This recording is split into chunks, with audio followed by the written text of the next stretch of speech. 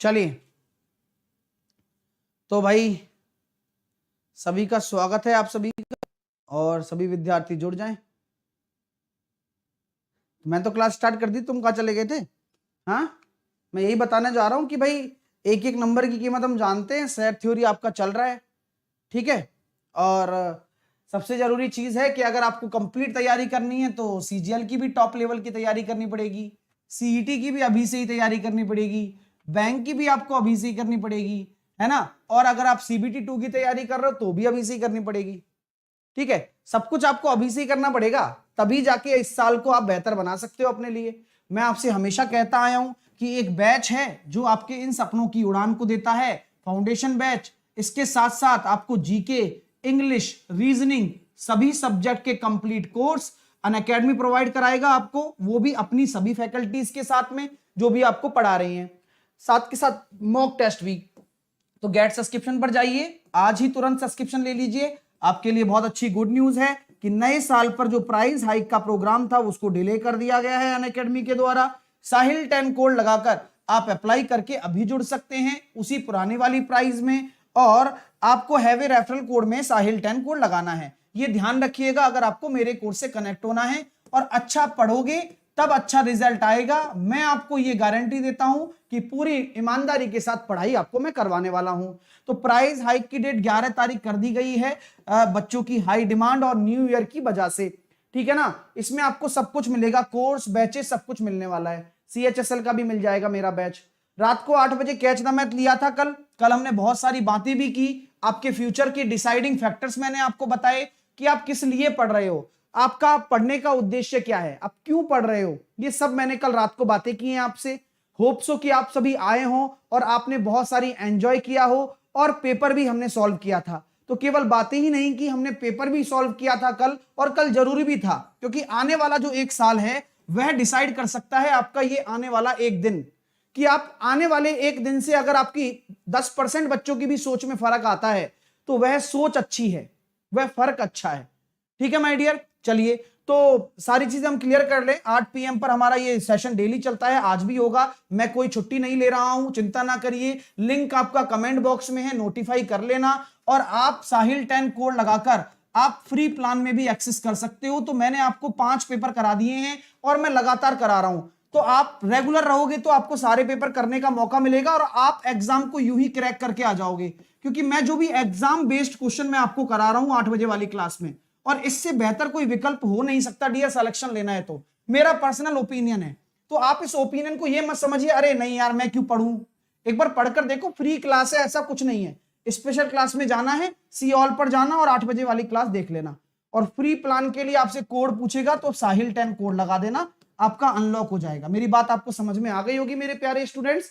आप बढ़िया तरीके से पढ़ते रहिए। आज 2 जनवरी है, नंबर सिस्टम खत्म हो गया क्या? नहीं नहीं, नंबर सिस्टम तो अभी चल रहा है ना। ये मैंने सैटरडे संडे के लिए स्पेशल सेशन लगाए हैं, ठीक है। समझ में आ गई बात? मंडे से नंबर सिस्टम कंटिन्यू होगा, फिर 2 दिन में नंबर सिस्टम खत्म करके मैं अलजेब्रा स्टार्ट करूं या मेंसुरेशन वो आप बता देंगे मेरे को। यानी कि मैं बुधवार या बृहस्पतिवार से अलजेब्रा या मेंसुरेशन में से क्या स्टार्ट करूं, ये आप मुझे बता दीजिए जल्दी से। कल कैच द मैथ बहुत अच्छा था, बहुत बढ़िया। तो डेली अच्छा होता है, बस पढ़ाई पर ध्यान दोगे, क्वेश्चन बनने लगेंगे तो सब अपना अच्छा हो जाएगा। आज 6वां पेपर कराने वाला हूं रात को 8 बजे, तो मुझे लगता है कि सब लोग तैयार रहेंगे, आप सबका स्वागत करूंगा मैं। अगर आपका पेपर 4, 5, 6 को है तो इस व्हाट्सएप नंबर पर प्लीज आप मुझे क्वेश्चन जरूर सेंड कर देना। प्लीज सेंड क्वेश्चन, है ना, ये कर देना भैया, क्वेश्चन जरूर भेज देना अगर आपका पेपर होता है। चलिए अब हेडिंग डाल लीजिए, सेट मैं आपको पढ़ाने वाला हूं, थोड़ा नया चीज लगेगा आपको लेकिन मजा आएगा कुछ नई चीजें सीखने में। सेट्स को कहा जाता है समुच्चय, बस खत्म, फिनिश, है ना। तो सबने अलजेब्रा बोला है, मैं भी अलजेब्रा के ही पक्ष में था, इसलिए मैंने आपसे पूछा, और अलजेब्रा ही मैं पढ़ाऊंगा। आप बिल्कुल बेफिक्र रहें क्योंकि मैं आपको बहुत तरीके से पढ़ाने वाला हूं अलजेब्रा, क्योंकि अलजेब्रा के बहुत सारे क्वेश्चन देखने को मिल रहे हैं आपको, ठीक है। अब यार सेट्स के बारे में जब मैं बात करता हूं तो मैं नोट्स बनाकर लाया, तो मुझे जो उपयोगी चीज लगी ना वो मैं आपको लिखाने वाला हूं आज।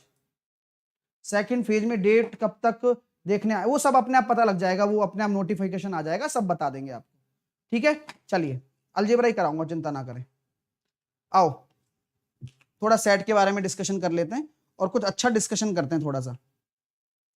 मैं सोच रहा था कि थ्योरी आपको बताऊं, लेकिन थ्योरी में आप बोर हो जाओगे, है ना। एक्चुअल में क्या होता है कि जो सेट्स होते हैं ना, सेट के अंदर एक सबसेट भी होता है, यानी कि उसके अंदर सेट भी होते हैं। अब मैं आपसे कहता हूं कि कोई भी सेट होगा, यानी कि कोई भी आपका समुच्चय होगा, उस समुच्चय को आप हमेशा रिप्रेजेंट कैसे करते हो, ये ध्यान से सुनना। अगर आप उस समुच्चय को लिख रहे हो तो उस समुच्चय को हमेशा आप कैपिटल लेटर में लिखोगे, कैपिटल लेटर में। तो ये वो बातें हैं जो लिखने के लिए आती हैं कैपिटल लेटर्स में। जैसे कि मैं अगर आपसे बात करने चाहता हूं, जैसे कि मैंने बोल दिया ए, तो ये आपका एक सेट है। मैंने बोल दिया बी, ये आपका एक सेट है। चलिए, अब सेट के अंदर एक ब्रैकेट लगाया जाता है जिसको कहते हैं हम करली ब्रैकेट। क्या कहते हैं? करली ब्रैकेट। इसको मजला कोष्टक कहते हैं। और मजला कोष्टक के अंदर छोटे अक्षरों में, मतलब छोटा छोटा लिखा जाता है, जैसे मैंने लिख दिया ए बी सी डी, ऐसे लिख दिया। तो ये जो अंदर के कंपोनेंट्स होते हैं, ये आपके क्या कहलाते हैं? अवयव कहलाते हैं। क्या कहलाते हैं? अवयव कहलाते हैं। ठीक है ना, समझ में आ रही है बात? तो ये आपके, हाँ 11th में होता है भाई, है ना, 11th में होता है। और ये आपके क्या कहलाते हैं? एलिमेंट्स कहलाते हैं। ठीक है, मैं इतना डीप में नहीं लेकर जाऊंगा, मैं आपको सिर्फ काम की चीज सिखाने वाला हूं जो काम आएगी आपके पेपर में। तो ये ए एक सेट है जो इसके अवयव हैं। तो मैं आपसे कह सकता हूं क्या कि ये आपके एलिमेंट कहलाते हैं, जो जिनको मजला कोष्टक में लिखा जाता है। अगर अल्फाबेटिकली आप लिखोगे तो छोटे लेटर में लिखोगे, स्मॉल लेटर्स में लिखोगे। अगर आप नंबर्स लिख रहे हो तो नंबर्स का कोई दिक्कत नहीं है, मैंने ऐसे नंबर्स डाल दिया। ठीक है माय डियर स्टूडेंट, 1 2 3 4। गुरुदेव राजस्थान, हाँ राजस्थान पुलिस विभाग पगलाया, पगलाया ये राजस्थान में लोकसभा की सीट 25 की जगह 33 बता रहे हैं। राकेश मुझे नहीं पता इस बारे में भाई, क्या बोल रहे हो, है ना। अभी आप पढ़ाई पर ध्यान दो, हम यहाँ पर, हाँ ऐसे एक भाई संबित पात्रा बोल रहे हैं, यार नाम बढ़िया रख रखा है, कि भाई प्लस की क्वालिटी और फ्री की क्वालिटी में क्या फर्क है। मैं, जो मेरा प्लस पढ़ता है बच्चा, जो मेरा फाउंडेशन बैच ज्वाइन करता है, वह यहां भी पढ़ता है। उससे बोलता हूं, मैं पर्सनली बोलता हूं कि भाई एक भी क्लास मिस मत करो मेरी 11 बजे वाली। और जो 11 बजे पढ़ता है, मैं सबसे कहना चाहूंगा कि फाउंडेशन मत छोड़ो, क्योंकि दोनों जगह अलग कंटेंट है, लेवल अलग है। वो आपको अलग लेवल पे चीजें छोटी छोटी तरीके सिखाई जाती हैं। यहाँ आपको ऐसे पढ़ाया जाता है एग्जाम ओरिएंटेड, ठीक है।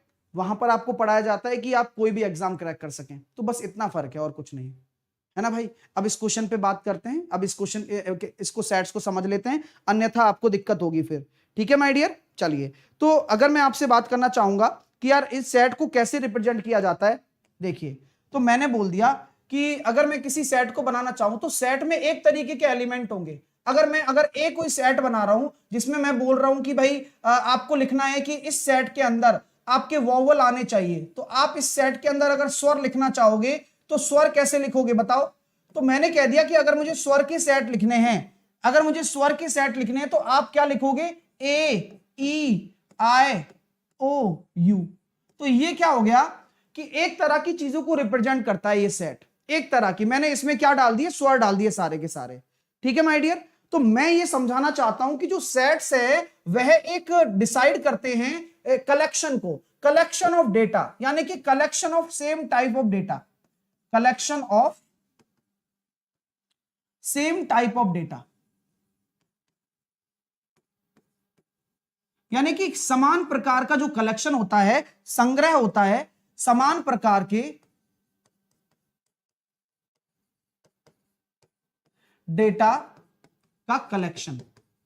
मेरी बात आपको धीरे धीरे समझ में आने लगेगी। अभी अगर आपको लग रहा हो कि सर मेरे दिमाग में नहीं बैठ रहा है, तो मैं ये आपको बेस बना रहा हूं कोई भी चैप्टर पढ़ाने से पहले, और वो ऐसा चैप्टर पढ़ाने से पहले जो आपने कभी सीखा नहीं है। वो बेस बनाना बहुत जरूरी है। सब लोग सामने देखेंगे तो ज्यादा अच्छा आपको लगेगा और मैं समझा भी पाऊंगा।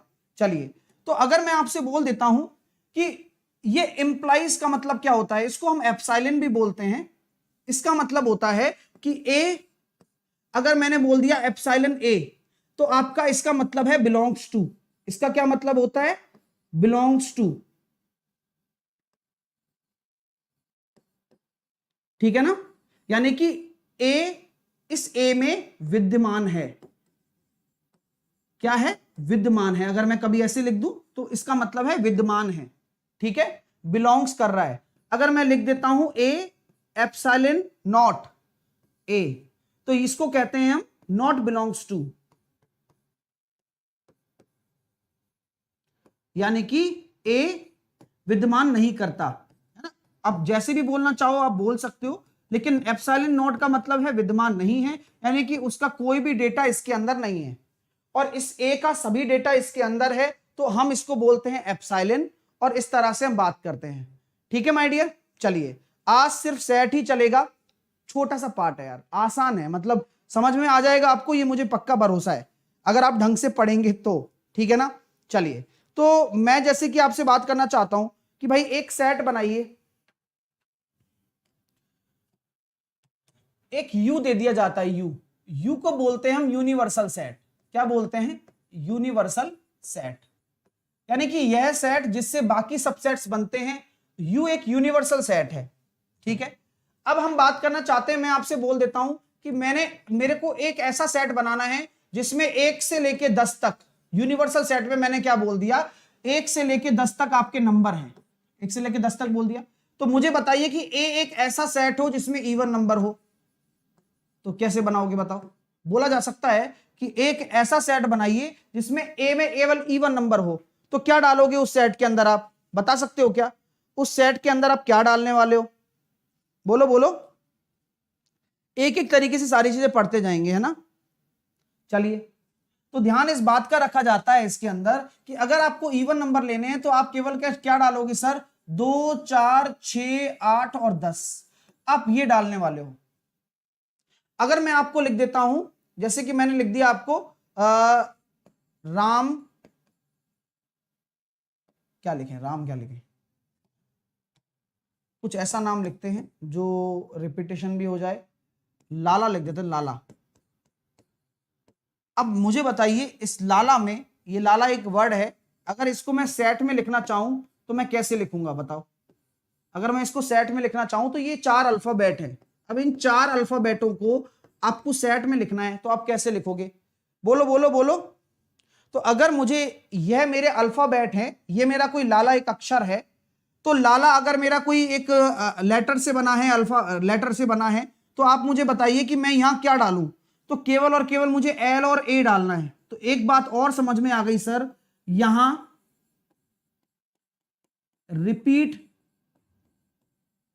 नंबर या फिर रिपीट अल्फाबेट नहीं लेते, ठीक है। यहां केवल ऐसे लिखा जाएगा, आपको दे देगा कोई बड़ा सा अक्षर दे देगा, यानी कि आपको मान लो कोई बड़ा सा इंटेलिजेंट ही दे दिया, IN। अब इंटेलिजेंट को आप एक सेट में लिखो, तो आपको वही लेटर्स लिखने पड़ेंगे जो इंटेलिजेंट में रिपीट नहीं हो रहे हैं, ठीक है। तो लाला में आपको क्या लिखने पड़ेंगे, वही वर्ड आपको लिखने पड़ेंगे डियर, है ना, जो रिपीट नहीं हो रहे हो। तो मैं ये देखता हूं कि I आ रहा है, आ गया, N आ गया, आ गया, E आ गया, आ गया, L आ गया, आ गया, T आ गया, आ गया, G आ गया, आ गया। अब इसको भी आप अरेंज कर सकते हो, आप अल्फाबेटिकली लिख सकते हो। तो सारे वर्ड आ चुके हैं, I आ गया, N आ गया, E आ गया, L आ गया, G आ गया, T आ गया। तो पूछा जा सकता है कि इस सेट में कितने हैं, कितने अल्फाबेट हैं। तो हम यहां देखते हैं 1 2 3 4 5 6 7 8 9 10 11, 11 का एक वर्ड बनता है इंटेलिजेंट, एक शब्द बनता है इंटेलिजेंट। लेकिन अगर इसके अंदर मैं अवयव पूछूं, एलिमेंट्स पूछूं, तो एलिमेंट कितने होंगे, हाँ 1 2 3 4 5 6 ये एलिमेंट होंगे केवल, ठीक है। जी भी मैंने लिख दिया है, समझ में आ गई ना बात, चीजें क्लियर हो रही है ना आपको। तो रिपीट वाला नहीं लोगे क्योंकि ये तो एलिमेंट है। अब आप बात को समझ रहे हो धीरे धीरे कि अच्छा, यानी कि ये एलिमेंट होते हैं, ये पीके वाला अच्छा है, अच्छा ये एलिमेंट होते हैं, जिन अवयवों का उपयोग करते हुए ये एक वर्ड बना है। तो उस सेट में कितने एलिमेंट हैं, 6 एलिमेंट हैं, मैंने बता दिए। क्लियर हो रहा है माय डियर, मजा आ रहा है आप लोगों को, कुछ नई चीजें पढ़ने में काफी अच्छा लगता है, और ये मुझे पता है, और मुझे पढ़ाने में भी काफी अच्छा लगता है, क्योंकि कुछ ना कुछ नया सीखने को मिलता ही रहता है डियर। अब जैसे कि मैंने आपको कोई एक क्वाड्रेटिक इक्वेशन दे दी, जैसे कि मैंने बोल दिया कि आपकी एक क्वाड्रेटिक इक्वेशन है x square plus 5x plus 6। तो आप मुझे ये बताइए इस क्वाड्रेटिक इक्वेशन को अगर मैं एक सेट बना रहा हूं, एक समुच्चय बना रहा हूं, तो इसको रिप्रेजेंट करो x के सेट में कि भाई x की वैल्यू क्या होगी। तो ये सेट के तौर पे लिखा जाएगा और हमेशा याद रखना लिखने का तरीका यही है, दो मजला कोष्टक के बीच में। अब आपने पूछा है कि x की वैल्यू क्या होने वाली है, x के कौन से कंपोनेंट यहां उपस्थित हैं, तो आपको क्या करना होगा, आपको कुछ नहीं करना होगा, इसके फैक्टर्स निकालने होंगे और आप जानते हैं इसके फैक्टर इसके मूल हो जाएंगे आपके -2 और -3। क्यों होंगे सर? क्योंकि यहां प्लस का साइन है तो दोनों साइन समान होने आवश्यक हैं, बिल्कुल हैं, और इस वाले साइन के उल्टे होंगे माइनस माइनस। तो आपका जो सेट बनेगा वो -2 और -3 बनेगा। क्या बनेगा? -2 और -3 का आपका एक सेट बनकर आएगा अगर आप कोई कंपोनेंट चूज करते हैं। सर इस चैप्टर से क्वेश्चन पूछा जा रहा है क्या? तभी करवाया जा रहा है क्योंकि एक एक नंबर की कीमत हम जानते हैं, ठीक है ना। चलिए, तो टेंशन वाली बात नहीं है, अगर कुछ सीखने को मिलता है तो मुझे लगता है कि आपको सीख लेना चाहिए डियर, है ना। चलिए, तो अब अगर मैं आपसे बात करना चाहूं, टाइप ऑफ सेट भी होते हैं अलग अलग तरीके से। Type of set, type of set का मतलब क्या होता है? दो तरह के सेट पाए जाते हैं। थ्योरी में मेरा कोई खासा इंटरेस्ट नहीं है, मुद्दे की बात पे तो मैं ये दो चार क्वेश्चन पूछे जाते हैं, लेकिन अगर पूछ ले तो आपको पता होना चाहिए फाइनाइट सेट होता है और एक इनफाइनाइट सेट होता है। दो तरह के सेट होते हैं, एक तो फाइनाइट सेट होगा, एक इनफाइनाइट सेट होगा। फाइनाइट और इनफाइनाइट में क्या फर्क है वो भी मैं आपको बता देता हूं। फाइनाइट सेट का मतलब होता है परिमित समुच्चय, परिमित समुच्चय और अपरिमित समुच्चय। सर एक आधा एग्जांपल दे देंगे तो ज्यादा अच्छे से नोट्स प्रिपेयर हो जाएंगे हमारे और हमें समझ में भी आ जाएगा। तो डेफिनेटली मैं एग्जांपल देने के लिए ये बता रहा हूं, फिर हम मुद्दे की बात पे चलेंगे। एक एग्जांपल की बात मैं अगर करता हूं तो मैंने अक्सर आपसे पूछ लिया कि मुझे बताइए आपका कोई एक सेट है जहां पर x आपसे मैंने बोला जाता है 12 के फैक्टर, तो इसका क्या सेट होगा। अब आप जानते हो अगर 12 के फैक्टर की बात करूं, क्वेश्चन कैसे आते हैं? ऐसे आते हैं, अब जैसे मैंने बोल दिया कि a एक सेट है जिसमें x 12 के फैक्टर हैं, तो अब आप बताइए कि वह ऑप्शन में कौन सा रिप्रेजेंट करेगा।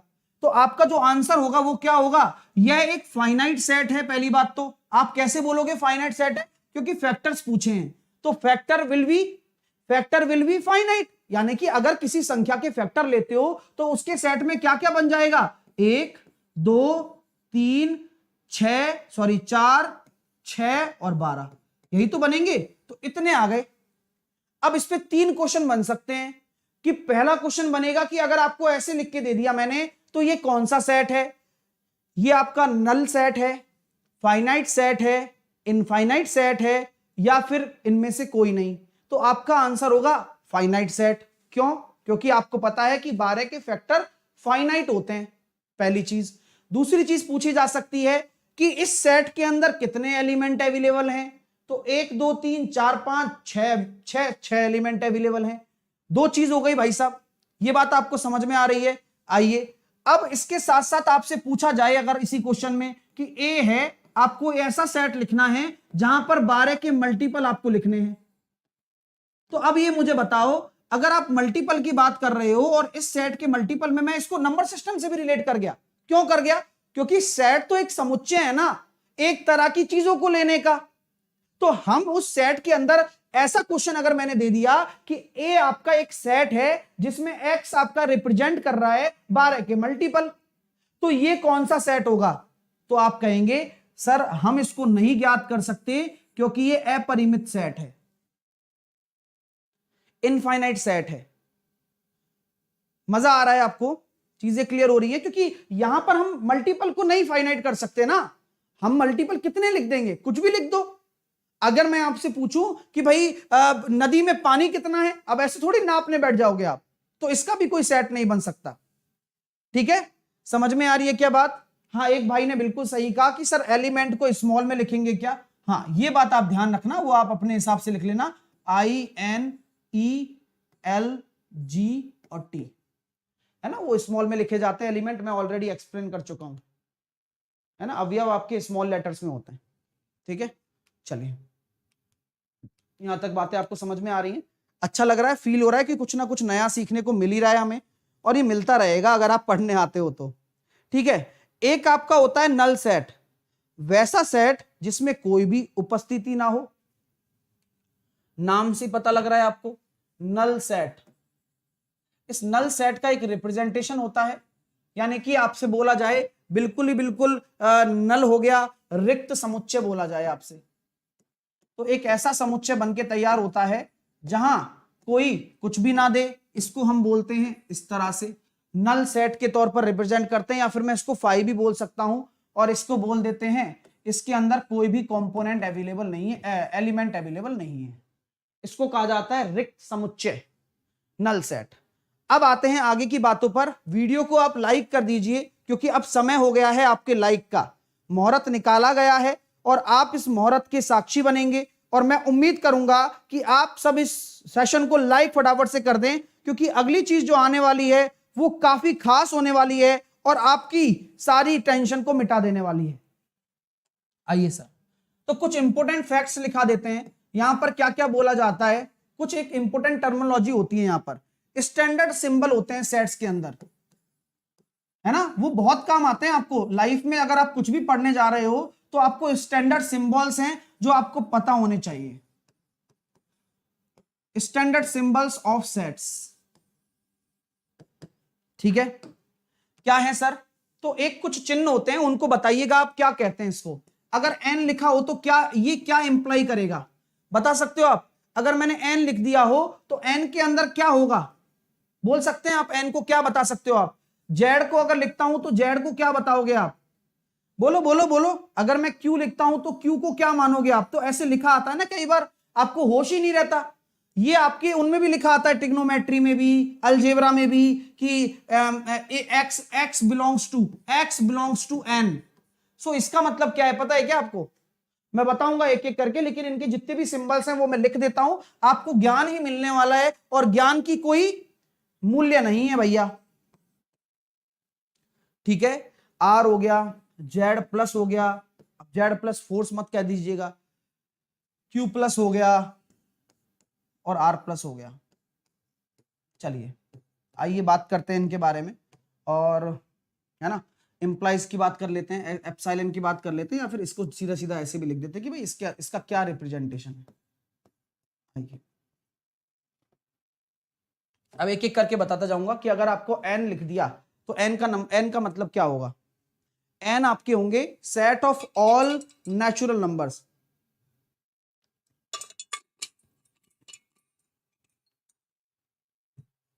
एन आपका क्या होगा? Set of all natural numbers. ठीक है, यानी कि सभी प्राकृतिक संख्याओं का समुच्चय। ठीक है, ऐसा लिखा आ गया तो ये समझ लेना कि प्राकृतिक संख्याओं की बात किया जा रहा है। प्राकृतिक संख्याएं एक से लेके बिलोंग करती हैं, ये भी पता होना चाहिए अगर नहीं पता है तो। चलिए आगे हम बात करते हैं जेड। जेड आपका बिलोंग करेगा इंटीजर। अब इंटीजर वो नंबर्स होते हैं जो नेगेटिव भी हो सकते हैं, शून्य भी हो सकते हैं और पॉजिटिव भी हो सकते हैं, राइट। तो अगर आपका जेड लिखा हुआ आ जाए तो जेड का मतलब होता है इंटीजर। ठीक है माय डियर, चलिए सारे के सारे इंटीजर। क्यू की बात करें तो सभी के सभी ऑल रैशनल नंबर, यानी कि यहां नॉन परफेक्ट चलेगा ही नहीं, सारे के सारे रैशनल नंबर रिप्रेजेंट करेंगे क्यू को। ये बहुत छोटे छोटे नोटेशन हैं, लेकिन इनके बारे में ज्ञान की आवश्यकता जरूर है। कुछ ना कुछ हमें किसी ना किसी चैप्टर से सीखने को मिलता है, और ये चैप्टर आपको गणित का एक और ज्ञान देने जा रहा है कि क्यू को क्या कहेंगे आप। तो जेड आपका सभी के सभी पूर्णांक हैं, इनको हम हिंदी में पूर्णांक कहते हैं मेरे प्यारे विद्यार्थीगण। और अगर मैं क्यू की बात करूं तो सारे के सारे परिमेय संख्याएं जो होती हैं वह क्यू के अंतर्गत आती हैं। चलिए भाई, अगर हम आगे बात करें जेड प्लस आर की बात करें, आर आपका रिप्रेजेंट करता है रियल नंबर्स, वास्तविक संख्याएं। अब आर अगर आ गया तो वास्तविक संख्याओं में ये बताइए कौन कौन सी संख्याएं होती हैं मेजरली? रैशनल और इरेशनल। वास्तविक संख्या है ना, ऊपर से जब डिस्ट्रीब्यूशन आता है तो सबसे पहले होता है कॉम्प्लेक्स नंबर। कॉम्प्लेक्स नंबर के बाद आता है दो भागों में divide, real and imaginary. Real, rational, irrational, imaginary अलग हो गया। अब रैशनल में आपके सारे ये नंबर आते हैं जहां पर आपके पूर्णांक बनते हैं और फ्रैक्शन बनते हैं, राइट। तो पूर्णांक और फ्रैक्शन, फिर फ्रैक्शन अलग हो गया, फ्रैक्शन में मिक्स फ्रैक्शन, ये सब आ गया। अब इसके अंदर पूर्णांक के अंदर हम आते हैं, इंटीजर्स के अंदर हम आते हैं कि negative integers, positive integers, zero. अब नेगेटिव इंटीजर हो गए, जीरो अलग से हो जाता है और पॉजिटिव इंटीजर अलग से हो जाता है। पॉजिटिव इंटीजर के अंदर क्या क्या आ जाते हैं, अपने नेचुरल नंबर आ गए, अपने इवन नंबर, ऑड नंबर, ये सब नेचुरल नंबर से बनते हैं। और अगर मैं जीरो को भी सम्मिलित कर लूं तो वो होल नंबर बन जाता है। तो ये पूरी की पूरी एक मतलब ट्री बन जाता है, ठीक है। तो ये मैंने ट्री भी आपको एक बार रिवाइज करा दिया। तो जेड प्लस को क्या कहेंगे, जेड प्लस कहेंगे सभी के सभी पॉजिटिव नंबर्स। पॉजिटिव नंबर्स आपको लेने हैं, यानी कि आपको समझ में आ गया होगा, नेचुरल नंबर्स आपको लेने हैं, यानी मैं कह सकता हूं या पॉजिटिव इंटीजर्स लेने हैं, यानी कि धनात्मक पूर्णांक को आप क्या कहेंगे, जेड प्लस कहेंगे। क्यू प्लस को आप समझ में आ रहे होगा, आपको सभी के सभी क्या लेने हैं, पॉजिटिव रैशनल नंबर। तो उसको हम क्या कहेंगे, क्यू प्लस कहेंगे। पॉजिटिव रैशनल नंबर को हम क्यू प्लस कहने वाले हैं और पॉजिटिव रियल नंबर्स को हम आर प्लस कहने वाले हैं, पॉजिटिव रियल नंबर। तो सेम चीज है वो, तो मेरी बात आपको समझ में आ गई होगी। अगर प्लस लिखा है तो प्लस लेना है, बाकी इनको वही है, इसी से ही बने हैं, जेड से, क्यू प्लस से, आर प्लस से, ठीक है माय डियर। अच्छा लग रहा है क्या, कुछ सीखने को मिल रहा है आप लोगों को। आइए अब चलते हैं आगे, आओ अब कुछ नई चीजें और अच्छी चीजें सीखते हैं जो कि बहुत काम आने वाली हैं भाई, बहुत काम आने वाली हैं आपको। सर सिखाइए आप, आइए मैं सिखाता हूं। मैं हमेशा से आपसे कहता आया हूं, अगर आपके पास कोई एलिमेंट है, ठीक है ना, मैंने आपसे बोल दिया ए आपका कोई चीज है और मैंने आपसे कहा कि मेरे को रिप्रेजेंटेशन देना है, 2x है मेरा जो 2 से 3 के बीच में है। मैंने कहा कि मेरा a है जो रिप्रेजेंट कर रहा है, x है जो मेरा 2 से 3 के बीच में है, और x मेरा क्या है, नेचुरल नंबर है।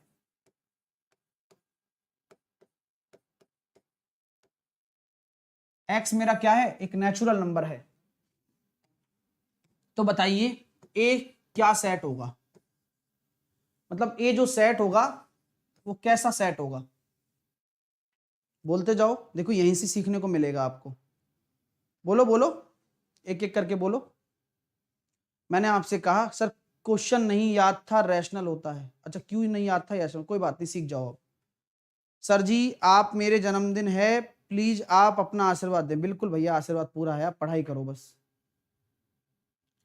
बिल्कुल अनुराग ने बिल्कुल सही आंसर दिया है, अनुराग सिंह का सही आंसर है।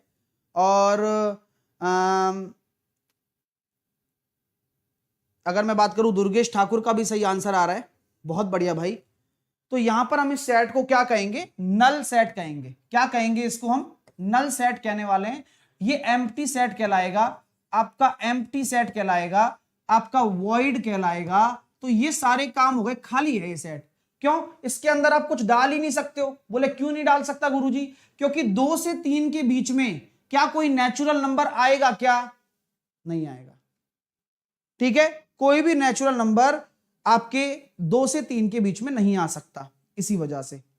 क्लियर हो रही है माय डियर। चलिए अगर हम आगे बात करना चाहें और आगे की चर्चा करना चाहें, तो अगर मैं आपसे कह देना चाहता हूं, हाँ, कि यहां पर आपके सामने अगर मैं कोई भी लिख देता हूं कि भाई मेरा कोई एक सेट है बी, और उस बी सेट में मैंने आपको रिप्रेजेंटेशन दे दिया कि इस बी सेट में वो वैल्यू आप डालिए, इस बी सेट में एक्स की वो वैल्यू आप डालिए जहां पर एक्स एक सम अभाज्य संख्या हो, एक्स एक सम अभाज्य संख्या हो। मैंने बोला है कि बी आपके सामने एक सेट है जहां पर मैंने बोला है कि एक्स एक सम अभाज्य संख्या हो, 2 से ज्यादा हो, संख्या हो 2 से ज्यादा हो। तो उस बी सेट में क्या होगा, इस बी सेट को हम क्या कहेंगे, बोलो कैसे रिप्रेजेंट करोगे आप इस बी सेट को। तो x एक समअभाज्य संख्या हो, यानी कि आपकी इवन प्राइम नंबर हो, तो बात आपको समझ में तो आ गई होगी, 2 आएगा। लेकिन मैंने बोल दिया कि 2 से ज्यादा हो तो यह भी आपका क्या कहलाएगा, नल सेट कहलाएगा, एम्प्टी सेट कहलाएगा, क्योंकि 2 से ज्यादा कोई भी ऐसी संख्या पॉसिबल ही नहीं है जो इवन प्राइम नंबर हो। ठीक है, यह भी आपका कौन सा सेट कहलाएगा, एम्प्टी सेट वाला है। मजा आ रहा है आपको, अच्छा लग रहा है ना, सीखने को मिलेगा। अभी तो देखो शुरुआत हुई है चीज की, पढ़ने के लिए बहुत कुछ होता है और पढ़ाने वाला हो तो उसके लिए भी बहुत कुछ होता है डियर स्टूडेंट्स। मेरी बात आपको समझ में आ रही होगी। चलिए, अगर मैं आपसे बात कहना चाहता हूं कि ए मेरा एक सेट है जहां पर मैंने इसको रिप्रेजेंट कर रखा है 1 2 3 4 5,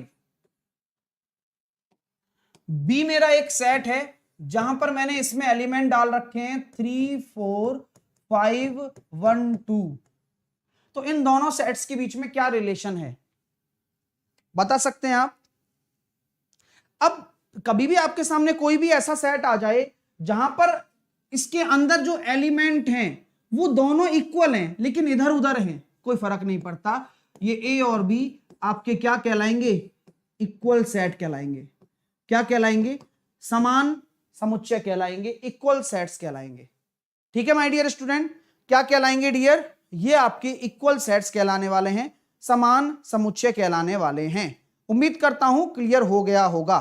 चलिए अब एक एक करके बात कर लेते हैं सारी चीजों की। एक यूनिवर्सल सेट होता है, पता है आपको, एक यूनिवर्सल सेट होता है जहां से आपको चीजें लेनी होती हैं। मैंने एक यूनिवर्सल सेट मान लिया, अब मैं एक एक चीज समझाने वाला हूं आपको। एक यूनिवर्सल सेट होता है जिससे कि हम बाकी सेट बनाते हैं, मतलब इसके जितने भी सेट होंगे, जैसे कि एक यूनिवर्सल सेट हो गया, मैंने मान दिया 1 से 10, यानी कि मैंने यहां अल्फाबेट लेटर वो डाल दिए डिजिट 1 2 3 4 5 6 7 8 9 डाल दिया। अब मैंने बोल दिया ए मैंने ले लिया इसमें से 3 4 5 6, बी मैंने ले लिया इसमें से 1 2 3 4 7, ऐसे ले लिया। चलिए अब आप एक चीज मुझे बताओ कि अगर ये यूनिवर्सल सेट है तो इसको हम रिप्रेजेंट करते हैं यू से।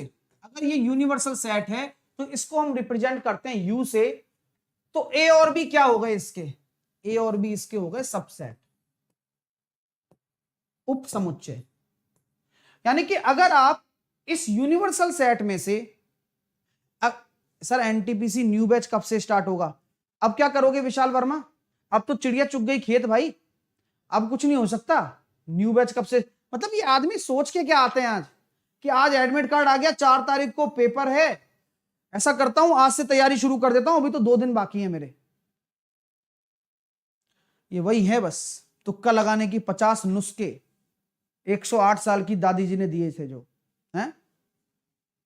चलिए अब हम आगे बात करते हैं, यूनिवर्सल सेट हो गया, सबसेट हो गया, भाई ये क्लियर हो गया हमारे पास। अब हम स्टार्ट करते हैं पिक्चर को।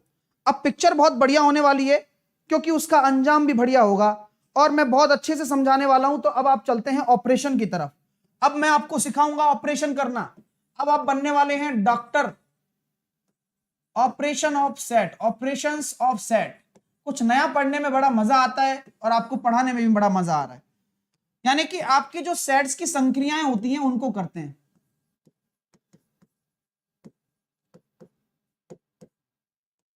आइए समुच्चय की संक्रियाएं क्या क्या होती हैं। ठीक है, एक बात आपने सुनी होगी, यूनियन, सुना है कि यूनियन, ओहो, इसका रिप्रेजेंटेशन होता है यू, ऐसे। इंटरसेक्शन, इंटरसेक्शन इसका होता है यू, इस तरह से। सर इनका मतलब तो बता दो, ऐसे ये बना दिया ये बना दिया, क्या है, ये है क्या चीज ये तो बताओ पहले। और एक चीज और होती है आपके लिए इसके अंदर, एक होता है डिफरेंस। चलिए सर अंतर भी होता है ना, हर एक सेट को हम सीखेंगे। एक यूनियन होता है, एक इंटरसेक्शन होता है, एक डिफरेंस भी होता है, और एक चौथी चीज भी होती है यार, उसको कहते हैं कॉम्प्लीमेंट्री सेट्स।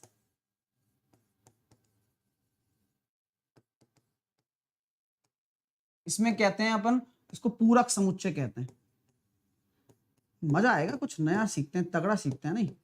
चलिए, कॉम्प्लीमेंट्री सेट, एक यूनियन होता है ऑपरेशन में, एक इंटरसेक्शन होता है, और आपके सामने जो हमारे सामने आ गए कि भाई डिफरेंस हो गया सेट्स के बीच में, और कॉम्प्लीमेंट्री सेट्स हो गए, और एक होता है दो symmetric difference of two sets, है ना। क्या, एक और मैं बता देता हूं जो अलग टाइप का है लेकिन काम का है, symmetric difference of two sets.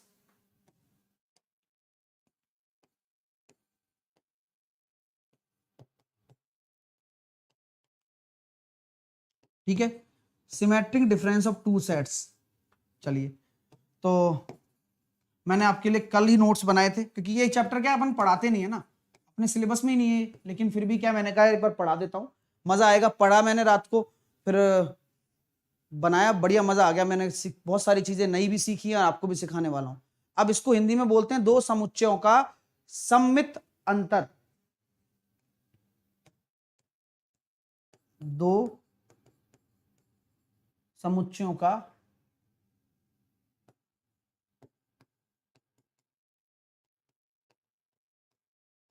सममित अंतर। सर अब आइए ऑपरेशन परफॉर्म करते हैं, सारे के सारे ऑपरेशन सिखाने वाला हूं आपको।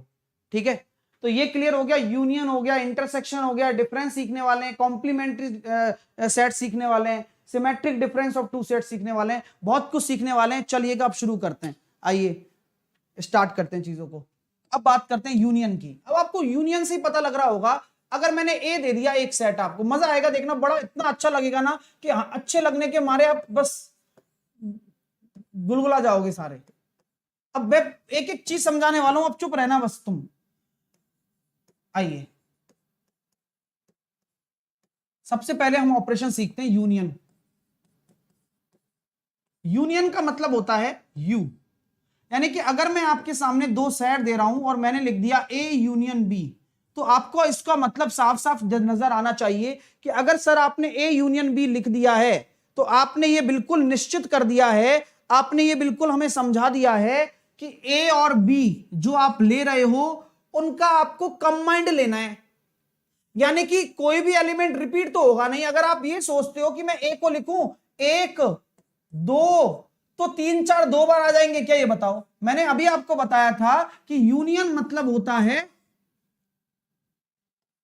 सब कुछ।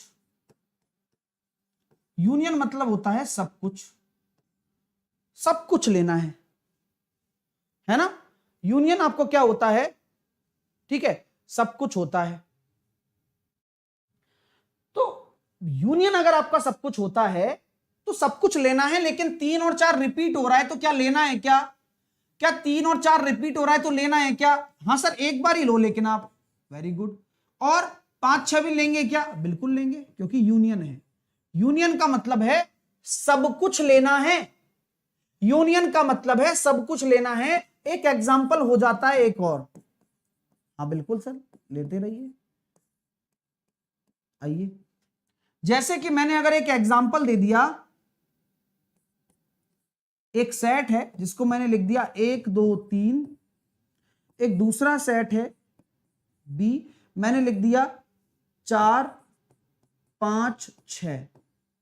अगर मैं ए यूनियन बी कर रहा हूं तो जरूरी नहीं है कि दोनों में कुछ कॉमन हो, सब कुछ लेना है। इसका मतलब आपका जो ए यूनियन बी का सेट बनेगा वह एक दो तीन चार पांच छह बनेगा। अंडरस्टैंड, चीजें क्लियर हो रही है माय डियर, समझ में आ रही है। यूनियन का मतलब है सब कुछ लेना है, यानी कि अगर तीन चार कॉमन थे तो लिया मैंने, ऐसा कुछ नहीं कि नहीं छोड़ देंगे, लेकिन रिपीट तो करेंगे नहीं सर, बिल्कुल सही है। अब अगर मैं अगर अलग अलग भी दे देता हूं तो भी मुझे लेना पड़ेगा सब कुछ, सब कुछ ले लिया मैंने, इसी का मतलब यूनियन होता है, इसी का मतलब आपका क्या होता है, सब कुछ लेना होता है। चलिए सर, अब हम आगे बात करते हैं नेक्स्ट ऑपरेशन की। नेक्स्ट ऑपरेशन होता है आपका इंटरसेक्शन। इंटरसेक्शन का सीधा सीधा मतलब यह है, इंटरसेक्शन का सीधा सीधा मतलब यह है उभयनिष्ठ भाग। उभयनिष्ठ भाग, इंटरसेक्शन का सीधा सीधा मतलब क्या है, कॉमन पार्ट। आपको उन दोनों सेट्स में से अगर कुछ भी कॉमन मिल रहा है तो वह आपका इंटरसेक्शन हो जाएगा। एक एक कह रहा है अवित चौधरी कह रहा है ये सब पता है। हाँ मुझे पता है यार, तुम्हारे अखबार में नाम चलते हैं, इसका मतलब ये थोड़ी ना है कि तुम इतराओगे है भाई। तुम्हें पता है तो हमें तो नहीं पता ना भाई। अगर मैं उसको वेन डायग्राम के थ्रू रिप्रेजेंट करूं तो कर सकता हूं क्या?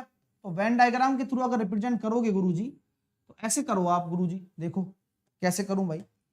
अगर ये यूनिवर्सल सेट है, मैंने एक पूरा का पूरा गोला बना दिया, यूनिवर्सल सेट है ये, इसको मैंने क्या बोला कि यूनिवर्सल सेट के अंदर दो सबसेट है मेरे, एक तो ए है और एक बी है, और मैं चाहता हूं कि मैं ले लेता हूं ए यूनियन बी।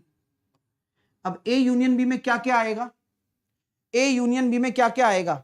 अगर मैं इन तीनों हिस्सों को बोल देता हूं, इसको एक मैंने बोल दिया, इसको दो मैंने बोल दिया, इसको तीन मैंने बोल दिया, तो आप मुझसे कौन बताएगा? आपको वेन डायग्राम पढ़ाया हुआ है तो आपका दिमाग काम करना चाहिए। अगर मैं इसमें ए यूनियन बी बोलता हूं तो मैं कौन से हिस्से को इसमें रखूंगा ए यूनियन बी में? आप बता सकते हैं क्या? तो गुरुजी आपने इतना ज्ञान तो हमें दे रखा है कि अगर आप ए यूनियन बी की बोल रहे हो तो आपको यह भी लेना है, यह भी लेना है, और इंडिविजुअली लिखा है मैंने इसलिए, है ना, क्योंकि एक और दो मिलाकर ए का पूरा सेट बनता है, तीन और दो और तीन मिलाकर आपका बी का पूरा सेट बनता है, और इन दोनों में जो कॉमन है वो इंटरसेक्शन हो जाएगा, अगले में बता रहा हूं। और अगर मैं बात करता हूं तीनों को लेने का मतलब आपका यूनियन है, तो यही वाली बात होती है, यहां एक प्लस दो प्लस तीन, ये हिस्से हैं, पार्ट है ना, तो एक दो तीन आपका यूनियन हो जाएगा। ठीक है, तो ए और बी नहीं लेना, आपको पूरा लेना है, ए यूनियन बी। आपको याद है वो पास होने वाले, तो हम पास होने वालों में सब लेते थे, तो ये वही वाला केस है, इसमें दोनों इंक्लूड। देखो ए यूनियन बी का मतलब ए बी, बी भी, और ए और बी दोनों भी, वही ए यूनियन बी है। ठीक है, चलिएगा नेक्स्ट। अब मैं बात करना चाहता हूं कॉमन पार्ट की, तो अब इसी तरह से आपको मैं समझा दूंगा, 2 मिनट में समझ में आ जाएगा कि अगर आपके पास कोई यूनिवर्सल सेट है, और अगर मैंने बोल दिया कि ये आपका पूरा एक सेट है, ये आपका पूरा एक सेट है, और मैं आपसे कह देता हूं ये आपका यूनिवर्सल एक सेट है, पूरा का पूरा एक बॉक्स में मैंने रख दिया, तो मुझे बताइए ये वाला हिस्सा क्या होगा? मैं पूछता हूं आपसे 1 2 3, तो अगर मैं पूछता हूं ए इंटरसेक्शन बी, इंटरसेक्शन का मतलब होता है कॉमन, तो आपका जो कॉमन पार्ट होने वाला है वो कॉमन पार्ट आपका क्या हो जाएगा? ये जो दो है ना आपका, ये दो आपका कॉमन पार्ट हो जाएगा, ये वाला हिस्सा, केवल और केवल ये वाला,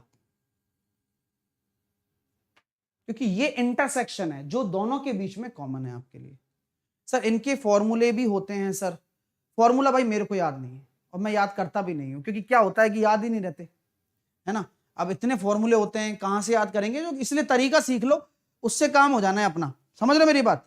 तो हकीकत बताता हूं भाई, ये सीधी सी बात है, अपन को याद नहीं फॉर्मूले वॉर्मूले। अब देखते हैं, ये क्वेश्चन मैं आपके सामने लेता हूं, एक ए मैंने आपके सामने एक सेट बनाया, ए मेरा एक सेट है, इसको मैंने लिख दिया 1 2 3 4। मैंने एक दूसरा सेट बनाया बी, मैंने लिख दिया 4 5 6 8। तो आप मुझे एक बात बता दो, ए यूनियन बी क्या हो, ए इंटरसेक्शन बी क्या होगा? बताओ क्या होगा? इंटरसेक्शन मतलब कॉमन, तो इन दोनों में कॉमन सिर्फ 4 ही है, तो 4 आपका हो गया एक सेट। तो इन दोनों में जो कॉमन है वो आपका 4 है, वो हमने लिख दिया। ठीक है माय डियर, चलिए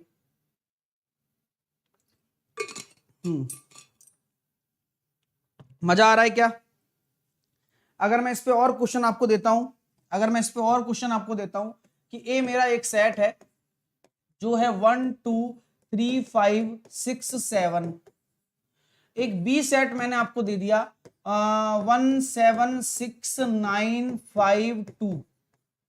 तो मुझे बताइए ए इंटरसेक्शन बी क्या होगा? ए इंटरसेक्शन बी क्या बनेगा?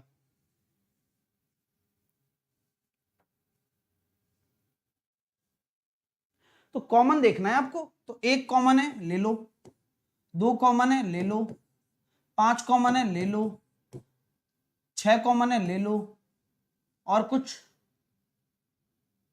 बस। तो यही आपका क्या बन गया, 1 2 5 6 आपका इंटरसेक्शन बन गया। ठीक है, हाँ, तो 1 2 आपका 7 6 नहीं होगा, 7 6 थोड़ी है, अच्छा 7 भी है क्या? वेरी गुड, मुझे याद दिलाया आपने, दिखाया मुझे सही तरीके से। 7 भी है, 6 भी है, और 9, 5 हो गया, 2 हो गया, 1 हो गया, ठीक है। अब सही है ना? हाँ, 1 2 5 7 6, 1 2 5 7 6, तो ये आपके क्या हो जाएंगे? हाँ, ये आपके सारे क्या होने वाले हैं? इंटरसेक्शन होने वाले हैं। अब आपको समझ में आ गया? इंटरसेक्शन का मतलब होता है आपको कॉमन वाला पार्ट लेना है। अच्छा लगेगा आपको? बस अब खत्म होने वाली है चीजें, यही तो क्वेश्चन आपके आते हैं। 2 सेट आपको दे देंगे, पूछ लेंगे इंटरसेक्शन क्या होगा। ठीक है माय डियर, अभी धीरे धीरे सीख रहे हो यार, तो इस सीखने में हड़बड़ी मत करना, क्योंकि क्या फिर पिक्चर खराब हो जाती है। जो पिक्चर मैं सेट करना चाहता हूं ना, वो पिक्चर फिर खराब हो जाती है यार। अब हम बात करते हैं डिफरेंस सेट की, अंतर समुच्चय। ये बढ़िया चीज है। अगर दो सेटों को आपस में घटाया जाए तो कैसे घटाया जाए? मैंने ए मान लिया आपका एक सेट, मैंने ए आपका एक सेट मान लिया, 1 2 3 4। मैंने आपका एक बी सेट मान लिया। ये देखना, बहुत बढ़िया चीज बताऊंगा यार, मतलब दिल खुश हो जाता है यार ऐसी चीजें करने से। तो मैं आपसे बोलता हूं 3 4 5 6, तो आप मुझे बताइए ए माइनस बी क्या होगा? देखो ये अच्छी चीज है, अच्छा लगेगा आपको। Difference set A minus B क्या होगा?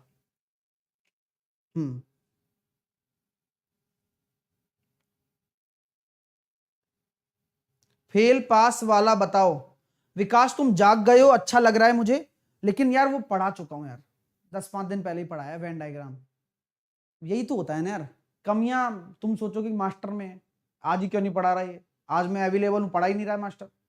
मास्टर हमेशा अवेलेबल रहता है तुम्हारे लिए, तुम भी तो अवेलेबल रहो मेरे लिए भाई साहब।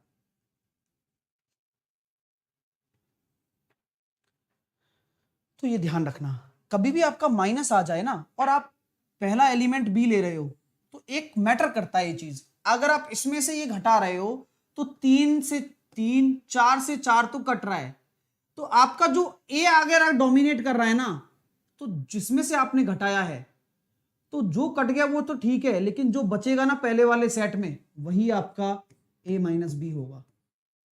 ये क्या बात हुई सर? यही तो बात है। यानी कि 5 और 6 नहीं लेंगे क्या? नहीं, दूसरे वाले सेट का कोई मतलब नहीं है सर, इसको वेन डायग्राम के थ्रू बताइए। तो वेन डायग्राम देखो इसका, ये हो गया, ये हो गया, ठीक है। अगर मैं बात करना चाहता हूं ये ए है, तो आपको कुछ नहीं करना, ये पूरा ए है, ये पूरा बी है, और अगर मैं ए माइनस बी की बात करूं तो ये ए माइनस बी है। बात समझ में आ रही है क्या? यानी कि कॉमन पार्ट को हटाकर जो हमारे पास ये वाला पार्ट है, यही आपका ए माइनस बी होगा।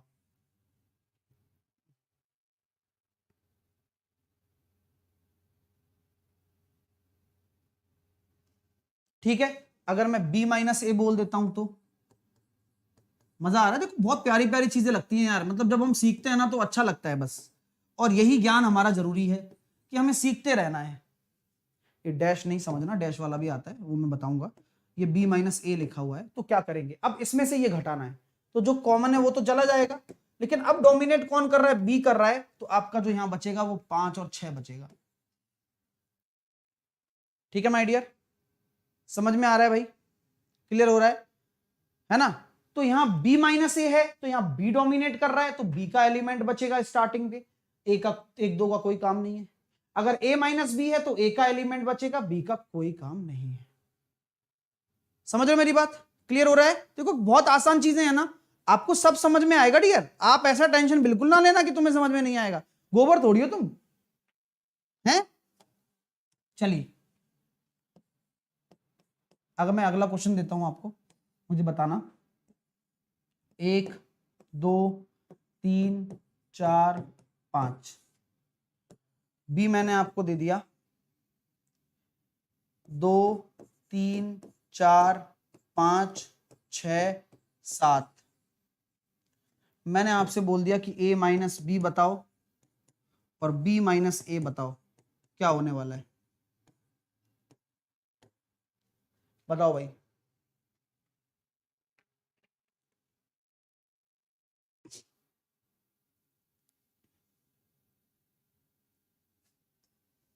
बताओ बताओ बताओ, फिर आगे क्वेश्चन करते हैं, कॉम्प्लीमेंट्री सेट्स करते हैं।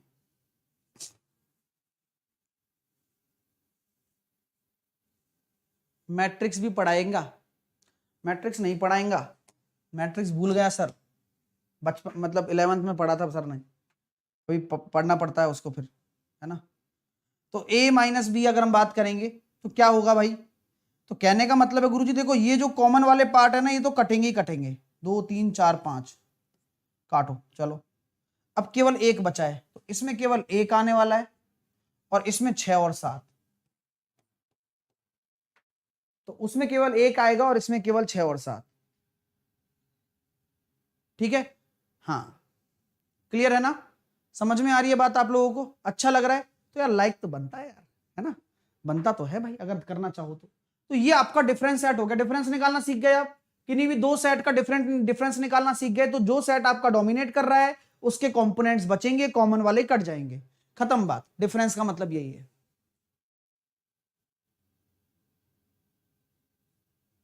चलिए आगे हम बात कर रहे हैं, आगे हम बात कर रहे हैं और आगे की बातें क्या है जरा देखिए। आगे है कॉम्प्लीमेंट्री सेट।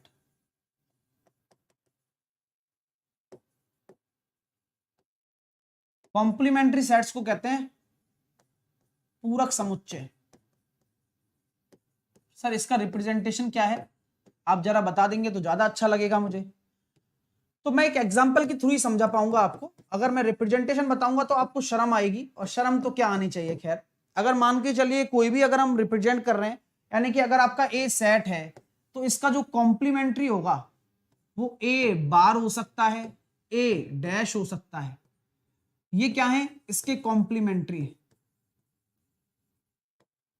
पूरक हैं। बात समझ में आ रही है, अगर एक सेट है ए है तो इसका जो कॉम्प्लीमेंट्री होगा वो या तो ए बार होगा, ए डैश होगा, या फिर ए सी भी लिख सकते हैं इसको, मतलब इतने सारे नोटेशन हो सकते हैं, तो ध्यान रखना भैया ना, इस चीज का बड़ा ध्यान रखना। ठीक है, ए बार भी लिखा आ सकता है, ए डैश भी लिखा आ सकता है, ए सी भी लिखा आ सकता है। एग्जाम में कैसे दिया था सर क्वेश्चन सेट का, ऐसा था बिल्कुल ऐसे शर्माता हुआ सहमा हुआ सा कोने में बैठा था, बच्चों ने भी देखा नहीं, उसको ध्यान नहीं दिया, बोले चलो स्किप करते हैं, ऐसा था। चलिए तो आउट ऑफ सिलेबस है, लेकिन अब क्या करें, आ गया तो आ गया, लेकिन पढ़ाएंगे तो सही, मजा मेरे को भी आ रहा है पढ़ाने में, ऐसा थोड़ी नहीं आ रहा है, मेरे को भी अच्छा लग रहा है ना। तो मैं एक एग्जांपल ले लेता हूं, एक यूनिवर्सल सेट ले लिया मैंने। इस यूनिवर्सल सेट में मैंने क्या डेटा डाला है जरा देखना आप लोग।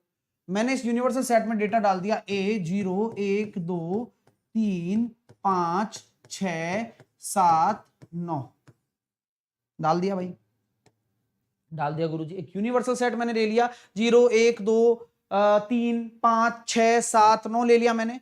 अगर मैंने एक ए ले लिया, 1 2 3 5 6, तो मेरा ए डैश क्या होगा, मेरा ए बार ए डैश और ए सी तीनों एक ही होते हैं, क्या होने वाला है। तो ये देखो ये बहुत आसान है, ये बहुत आसान है। कभी भी आपको ए डैश निकालना हो, है ना, कभी भी आपको ए डैश निकालना हो, ए सी निकालना हो, कॉम्प्लीमेंट्री निकालना हो, तो एक तरीका बता देता हूं, सिंपल सी बात है। हाँ ठीक है सर, कैपिटल में लिखेंगे क्या, क्या लिखेंगे कैपिटल में, हाँ ये सेट्स तो ऐसे लिखे जाते हैं ना कैपिटल में, जो आपके अंदर एलिमेंट्स हैं वो आपके स्मॉल लेटर में होते हैं। ठीक है, तो आपको कुछ नहीं करना है, आपको देखना है कि जो यहां अवेलेबल है ना उनको इस यूनिवर्सल सेट में से हटा दो, बाकी जो बचा हुआ होगा वो कंप्लीमेंट्री बन जाएगा। यानी कि सर 0 आएगा, आएगा 7 आएगा, आएगा 9 आएगा, आएगा। तो 1 2 3 5 6 मैंने यहां से ले लिए, तो 0 7 और 9 जो बचे हुए होंगे वो कॉम्प्लीमेंट्री हो जाएंगे। मेरी बात आपको समझ में आ रही है क्या, मेरी बात आपको समझ में आ रही है क्या, ये बता दो। ठीक है, तो एक प्रॉपर्टी यहां से बनती है, उस प्रॉपर्टी का नाम ध्यान रखिएगा कि अगर मैं आपसे ऐसे ही पूछ रहा हूं, आप मुझे जवाब देना, ए इंटरसेक्शन ए डैश करता हूं तो ये क्या बनेगा, मतलब आप मुझे खुद फील करके बताना डियर, और अगर वास्तव में आपको अच्छा लगे तो ये मुझे बताना कि यार हाँ सर अब हमारे समझ में आ रहा है। तो जो आपका कॉम्प्लीमेंट्री बनता है वो यू में से ए घट जाता है, लेकिन मैं आपसे ऐसे ही पूछने बैठ गया कि अगर मुझे बताओ और ए डैश का अगर मुझे इंटरसेक्शन लेना पड़े तो क्या बनेगा, नल सेट बनेगा। आप अगर सोच पा रहे हो, समझ पा रहे हो, तो यह एक फॉर्मूला बन गया, ये एक प्रॉपर्टी बन गई कि कभी भी अगर आपके सामने ए और ए डैश यानी कि किन्हीं भी दो का कॉम्प्लीमेंट्री निकालने को बोला जाए, सॉरी कॉम्प्लीमेंट्री और उस सेट का आपको इंटरसेक्शन निकालने को बोला जाए, तो यह तो एक नल सेट है, क्योंकि इन दोनों में तो कुछ कॉमन हो ही नहीं सकता कभी भी। ये लो, अब ये भी समझ में आने लग गया। तो पढ़ना जरूरी है, सब समझ में आने लग जाता है, मेरा मानना ये है। ठीक है, जीतू यादव का ब्रेकअप हो गया है भाई, चलो ठीक है, प्रार्थना करो इसकी आज के बाद कुछ हो ही नहीं, क्योंकि ना रहेगा बांस और ना बजेगी बांसुरी, है ना। चलो, जीतू यादव हमेशा अकेला रहे, जीतू यादव का ब्रेकअप कभी हो ही नहीं। ठीक है, चलिए इसके बाद अब आगे की बात करते हैं। अब मैंने आपसे बोला कि दो अगर सेट अगर आपके समुच्चय हैं और उनका डिफरेंस पूछा जाए तो सर उसका भी एग्जांपल दे दो। लास्ट जो ऑपरेशन है, लास्ट ऑपरेशन क्या था? लास्ट ऑपरेशन ये वाला symmetric difference of two set, है ना, symmetric difference of two sets. अब देखना मैं क्वेश्चन कराऊंगा ना तो अब यू 5-5 सेकंड में बना दोगे, क्वेश्चन बहुत आसान आते हैं इसके, लेकिन थ्योरी पढ़ना बहुत जरूरी होता है। कुछ लोगों को लगता है यार ये मास्टर थ्योरी क्यों पढ़ाता है, इसने तो यार थ्योरी पढ़ा देता है बस, ये तो यार मैं क्या करूं यार बताओ, है? अगर दो सेटों का आपको निकालना है तो सिमेट्रिक डिफरेंस निकालना है तो पहले आप a माइनस बी निकालें, फिर आप b माइनस ए निकालें, फिर आप उनका क्या ले लें, बोलो, आप पहले a माइनस बी निकालें, फिर आप b माइनस ए निकालें, फिर आप उनका ले लें यूनियन, वही आपका symmetric difference of two set बन जाएगा। और a माइनस बी निकालना आपको आता है, b माइनस ए निकालना आपको आता है, यूनियन निकालना भी आपको आता है। ठीक है माय डियर, समझ में आ रही है बात? चलिए ये बात आगे समझ में आ गई भाई, लाइक वाइक करते रहो। जीतू यादव ने 2-4-5 मोहल्ले के छोरे पकड़ के और डिसलाइक करवा दिया है कि भाई इसने तो मतलब पूरा ही लौटा दिया सर ने तो। ठीक है, तो सम्मित अंतर इसको ही कहा जाता है, और इसको ऐसे भी बोल सकते हैं हम, इसका रिप्रेजेंटेशन ऐसे भी है कि ए डेल बी, तो कभी ऐसा लिखा आ जाए ना ए डेल बी, तो इसका मतलब यही समझ लेना कि ये आपका सिमेट्रिक डिफरेंस ले रहा है, जहां पर a minus B union b minus A, तो इसका ध्यान रखना आप। ठीक है, a minus B union b minus A. So sir question का एग्जाम्पल करा दोगे तो ज्यादा अच्छा लगेगा मुझे भी, तो मैंने कहा यार मुझे भी एग्जाम्पल से समझ में आता है, क्योंकि सब कुछ एग्जाम्पल ही तो है इस दुनिया में। ए अगर मैं बात करता हूं 1 2 3 4, एक अपने पास सेट है, मैंने एक बी माना, क्या माना 3 4 5 6, एक बी सेट हो गया मेरा 3 4 5 6। तो मैंने आपसे कह दिया कि मुझे बताइए ए डेल बी क्या होगा। अब खुद निकाल के बताओ, मतलब कॉन्फिडेंस आएगा आपको, एक बार निकाल के कोशिश करो, आंसर देने की कोशिश कर सकते हो क्या आप? अगर आपने कर ली ना तो आपको चॉकलेट से मतलब आपका मुंह भर दूंगा मैं। सर आईबी के लिए नया बैच, देखो यार मैं 10 बैच नहीं बनाता डियर, मेरी आदत नहीं है 10 बैच बनाने की, मेरा एक ही बैच चल रहा है, वही सबका मतलब खेल खत्म कर देगा, कोई सा भी एग्जाम हो, फाउंडेशन बैच। देखो ऐसा होता है ना कि मतलब 100 बैचों से ज्यादा अच्छा एक बैच है जो सर्वश्रेष्ठ हो, 100 पुत्रों से अच्छा एक पुत्र है जो गुणशाली हो, 100 बुद्धिहीन पुरुषों का क्या मतलब, पुत्रों का क्या मतलब। तो सेम काम बैच के साथ भी है ना। तो एक ही बैच में पढ़ो, अच्छा पढ़ो, लेकिन क्योंकि मैं भी अच्छा अपना 100% दे पाऊंगा। हाँ, ओ सही आंसर आ रहा है, अगर आपका आंसर 1 2 5 6 आ रहा है तो आप इस इनाम के हकदार हुए। तो सर a माइनस बी करता हूं तो आपने सिखाया था 3 4 कटेगा, 1 2 रह जाएगा, बहुत बढ़िया। तो b माइनस ए आपने सिखाया था 5 6 रह जाएगा, और इन दोनों का आपको यूनियन लेना है, क्योंकि डिफरेंस का ही तो यूनियन लेना होता है, तभी तो डेल निकलता है। तो यूनियन लेंगे तो क्या हो जाएगा 1 2 5 6। अब बताओ कैसी रही, मजा आ गया ना, कठिन नहीं है ना। अरे सब कुछ पढ़ा सकते हैं साइज सर आपके, टेंशन क्यों ले रहे हो तुम, समझ रहे हो मेरी बात। तो ये लो हो गया। अब क्या था इससे में, पूरा का पूरा हो गया। अब हम करते हैं क्वेश्चन कि भाई क्वेश्चन कैसे पूछे जाते हैं पेपर में, तो देखते हैं भाई। अब कोई टेंशन नहीं है। जैसे कि एक क्वेश्चन ये पूछा गया पेपर में, आपके पूछा हुआ पेपर क्वेश्चन बता रहा हूं, जो पेपर में क्वेश्चन पूछे गए हैं। मेरे को क्वेश्चन पता नहीं था, मैं लिख के लाया हूं, ठीक है। ए आपका 2 और 4 है, ठीक है। बी आपका बोला गया है क्या, बी क्या बोला गया है 1 2 3, ठीक है। बी आपका बोला गया है 1 2 3। तो आपसे पूछा जा रहा है कि भाई आप ए यूनियन बी निकालें। पहले तो आपसे कहा जा रहा है ए इंटरसेक्शन बी निकालें। चलो करिए भैया, जो आपका काम है वो आप करते जाइए। पहले ए यूनियन बी निकालिए, ए इंटरसेक्शन बी निकालिए।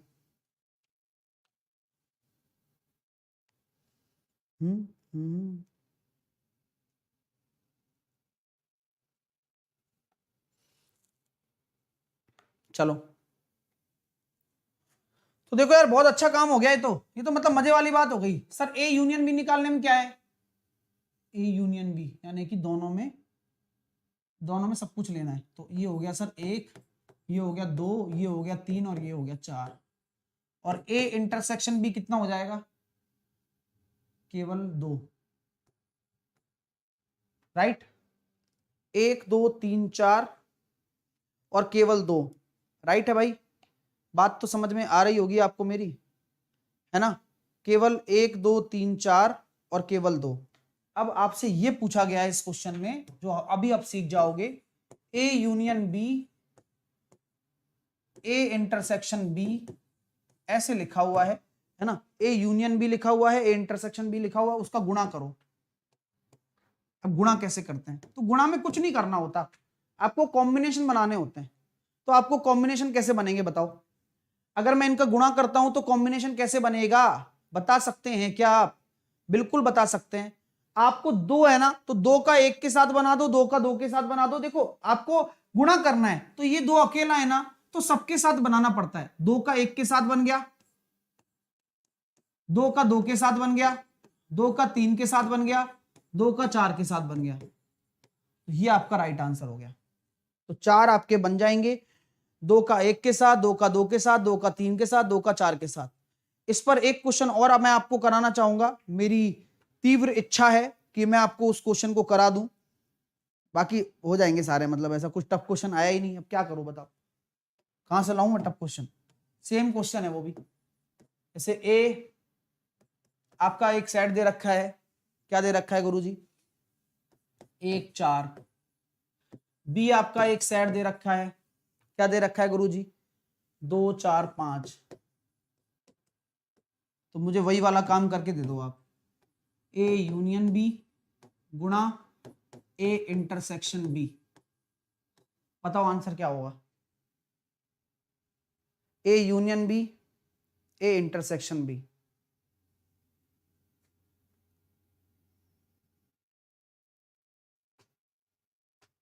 बताते जाइए, आंसर निकल कर आ गया तो कॉन्फिडेंस भी आ जाएगा ना, तो ये जरूरी है।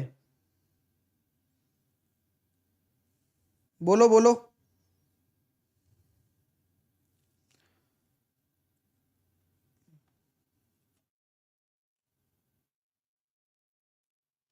चलो और क्वेश्चन करवाऊंगा फिर, है ना, बढ़िया बढ़िया क्वेश्चन करवाऊंगा सारे। तो यार मेरे को लगता नहीं कि इसमें आप मात खाने वाले हो। अगर ए इंटरसेक्शन भी निकाला तो कॉमन क्या आ रहा है, 4 आ रहा है केवल। और ए यूनियन भी निकाला तो क्या निकल कर आने वाला है, ए यूनियन भी अगर निकालते हो तो आपका जो भी आपके सामने है ना, 1 आएगा, 2 आएगा, 4 आएगा, 5 आएगा।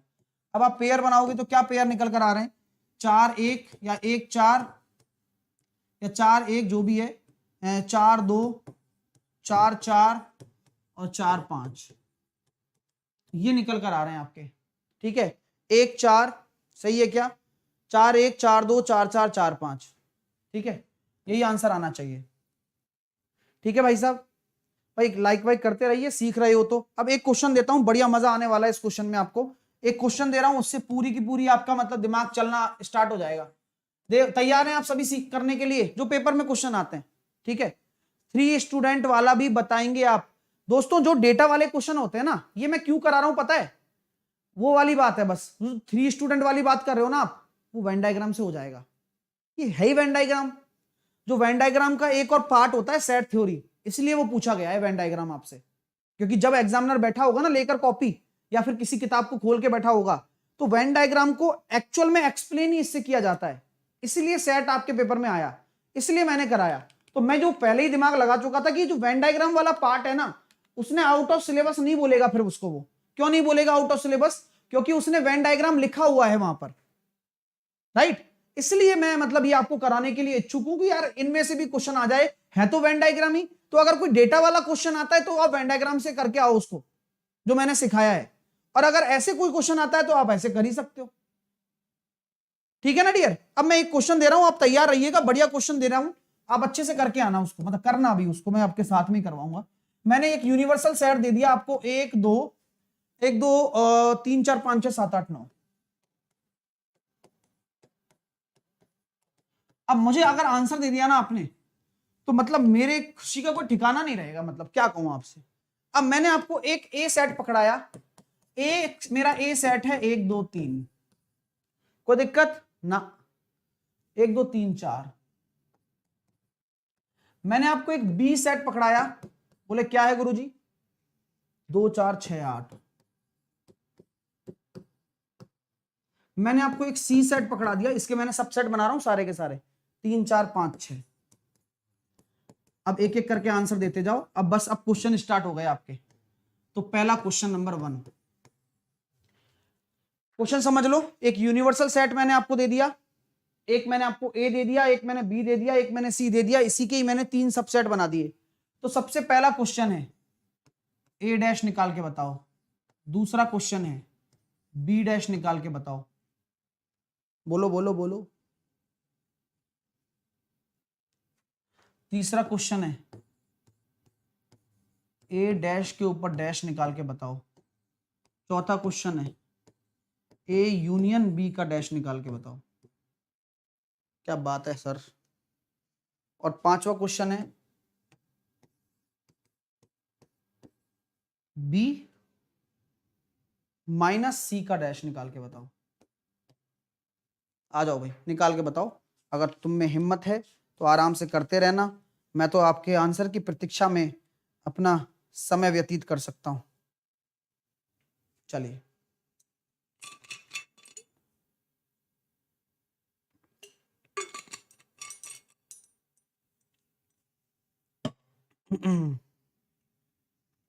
तो क्या क्या आंसर आ रहे हैं वो आप मुझे बताते जाना। तो सबसे पहला क्वेश्चन का जवाब क्या आने वाला है वो आप सब बता रहे हो, मैं आपके कमेंट देख रहा हूं। जैसे ए डैश, तो 1 2 3 4 के अलावा जो भी फालतू पड़ा हुआ है क्या है सर, 5 6 7 8 और 9। क्या ये सबका सही आंसर है क्या? अगर आपने ए डैश निकाल दिया है तो जोरदार तालियों के साथ आपका पहला क्वेश्चन सही हो चुका है। चलिए भाई, बी डैश अगर निकालना है तो बी डैश के उपस्थित एलिमेंट को यूनिवर्सल एलिमेंट में से घटाने पर, तो 2 4 6 8 को अगर घटाओगे आप तो आपका क्या बचेगा, 1 3 5 7 9। अगर आपने बी डैश भी निकाल लिया है तो भी फिर आपके लिए जोरदार तालियां हैं, क्योंकि अगर आप 2 4 6 8 को घटा लेते हो तो 1 3 5 7 और 9 बचेगा। सर 7 को भी लिखिए किसी में, सर 7 को भी लिखिए किसी में, सर 7 को भी लिखिए किसी में। अच्छा इनमें 7 को लिखूं क्यों, क्या हो गया भाई, हद है यार। मतलब तुम अपने, अरे मैंने क्वेश्चन दिया यार तुम्हें, मतलब तुम क्वेश्चन ही चेंज करना चाह रहे हो क्या? हाँ ऐसी नाइंसाफी क्यों कर रहे हो भाई। चलिए ए डैश के ऊपर डैश क्या होगा भाई। सबसे पहले सर हमने ए डैश निकाला था 5 6 7 8 9, अब उसका भी ए डैश निकालना है। तो क्या मैं कहता हूं कि ये खुद ए बन जाएगा। ओहो क्या बात कही है सर आपने, यानी कि ये खुद ही बन गया।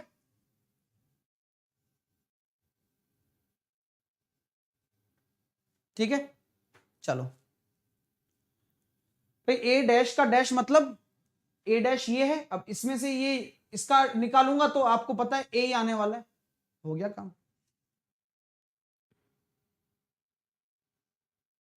ठीक है, ए यूनियन बी के ऊपर बार, तो सबसे पहले आप ए यूनियन बी निकालें। यूनियन बी का मतलब सब कुछ, 1 चलेगा 2 चलेगा 3 चलेगा 4 चलेगा 6 चलेगा, 8 चलेगा, है ना। तो मैं पहले ए यूनियन बी निकालता हूं, जैसा कि आपने सर हमें सिखाया है। तो 1 2 3 4 6 और 8, राइट। अब इसका हमें क्या निकालना है, कॉम्प्लीमेंट्री निकालना है। तो इसको आप इसमें से घटा दो। तो 1 2 3 4 6 8 को घटाऊंगा तो 1 2 3 4 5 आया, 6 के बाद 7 आया, 8 को घटाया तो 9 आया। यही आ रहा है क्या, 579। वेल डन जूही कुमारी, बहुत बढ़िया। I am proud of you Juhi, बहुत बढ़िया, बहुत बढ़िया जूही, गजब। जयपाल, बहुत अच्छे, ठीक है। चलिए, तो 5 7 9 का राइट आंसर आ गया भाई, ठीक है। चलिए, अब आ रहा है मजा, है ऐसा लग रहा है कि तुम्हें नहीं आता। बी माइनस सी का कॉम्प्लीमेंट्री निकालो। तो पहले बी माइनस सी निकालेंगे। 2 4 6 8 3 4 5 6, बी माइनस सी। तो बी माइनस सी अगर करते हो सर, तो आपने हमें बहुत बढ़िया ताकत दे रखी है। क्या, कॉमन घटा भाई, 2 बी माइनस सी करना है तो 4 जाएगा बस, और कुछ 6 भी जाएगा, ठीक है, जाने दो। तो बचेगा कितना, 2 और 8। मजा आ रहा है, केवल 2 और 8 बचेगा। और 2 और 8 का कॉम्प्लीमेंट्री कितना हो जाएगा, 2 8 घटा दो इसमें से, बस 2 हटा दो और 8 हटा दो।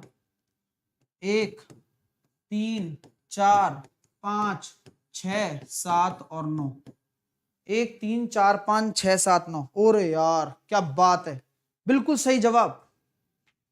इससे बढ़िया क्या हो सकता है यार, ये बताओ मेरे को।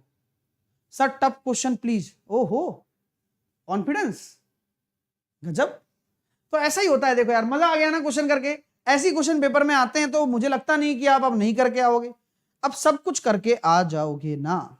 चलिए आइए, अब एक और क्वेश्चन देता हूं, आप मुझे करके बताना, ठीक है। अरे यार सेट रह जाएंगे ना, मैं कुछ ऐसा जुगाड़ नहीं है कि मेरे पास, कुछ होना तो चाहिए, एक ऐसी कोई शक्ति हो मेरे पास जिससे मैं ऐसे काट लूं इसको। कोशिश करता हूं, चलो।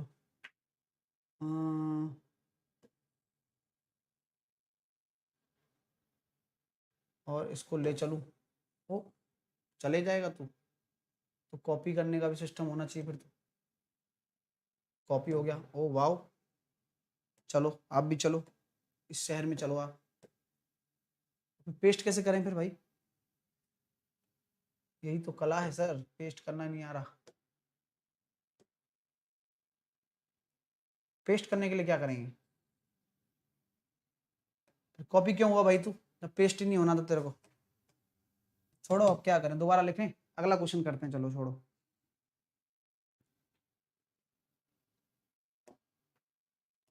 आओ सीख लेते हैं, एक दो क्वेश्चन और कर लेते हैं। आपको सेट आ चुका है, बधाई हो, है ना।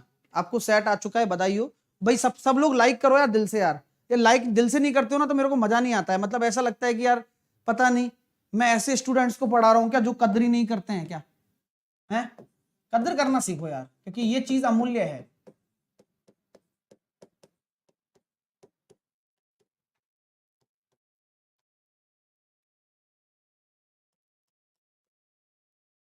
ये कितना था हमारा, 1 2 3 4, है ना, 1 2 3 4। बताओ यार, ये भी आ गया चैप्टर है। कभी हम सोचते थे क्या ये चैप्टर आ जाएगा हमें, नहीं सोचते थे हम तो सर। लेकिन अच्छा पढ़ने वाला बच्चा हो ना तो सब समझ लेता है। मैंने बोला 3 4 5 6।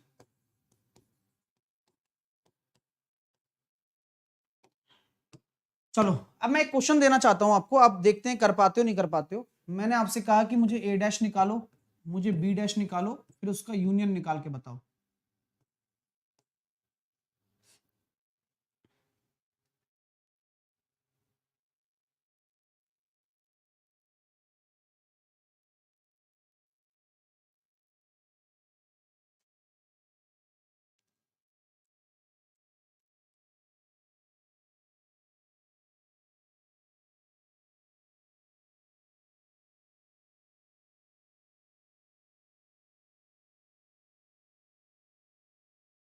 तो अगर हम बात करना चाहते हैं आप लोगों से कि ए डैश यूनियन बी डैश, तो भाई ऐसी बात है गुरुजी, ए डैश निकालना आपने सिखा रखा है हमें। मैंने कहा यार तुम्हें तो सब पता है।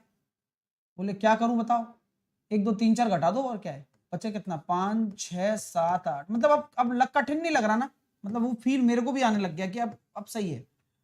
2 4 6 8, 2 4 6 8 को अगर घटाऊंगा तो कितना हो जाएगा, 1 3 5 7 और 9। अब इसका यूनियन लेना है तो सब चलेगा, तो कुल मिलाकर मैं कह सकता हूं यूनिवर्सल सेट बन जाएगा। ना ना ऐसा थोड़ी है, ऐसा थोड़ी है यार। 1 2 तो है ही नहीं, है ना, हटा ही दिया हमने 2 तो कोई दिक्कत नहीं। हमारा आंसर कितना आने वाला है, 1 3 5 6 7 8 और 9, ये आंसर आएगा भाई। 1 3 5 6 7 8 9, ठीक है। 1 3 9 भी ए डैश में, हाँ हाँ 9 भी तो होगा, कोई दिक्कत नहीं। वैसे भी यूनियन ले रहे थे ना तो 9 तो वैसे भी हट जाता, आंसर तो सही आता हमारा। 1 3 5 6 7 8 9, ठीक है। सर फंक्शन भी करा देना, बताओ कहां पे करें फंक्शन। चलो तो मुझे लगता नहीं अब कुछ बचा है, बाकी सारे टाइप आप कर लोगे अब तो। जैसे एक आध क्वेश्चन और दे देता हूं आपको मैं, इसका आंसर निकाल के बताओ। ए माइनस बी यूनियन सी, बताओ क्या होगा, ए माइनस बी यूनियन सी।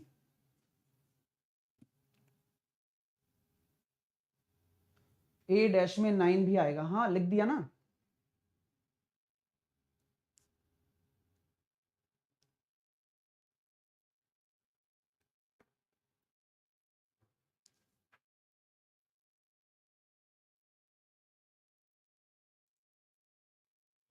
तो क्या हम कह सकते हैं, पहले हम बी यूनियन सी निकालेंगे। तो बी यूनियन सी अगर हम निकालते हैं तो हमारे पास कितना निकल कर आ रहा है, 2 निकल कर आ रहा है। और उसके साथ साथ यूनियन लेना है तो सब कुछ लेना पड़ेगा, 3 भी है, 4 भी है, 5 भी है, 6 भी है और 8 भी है।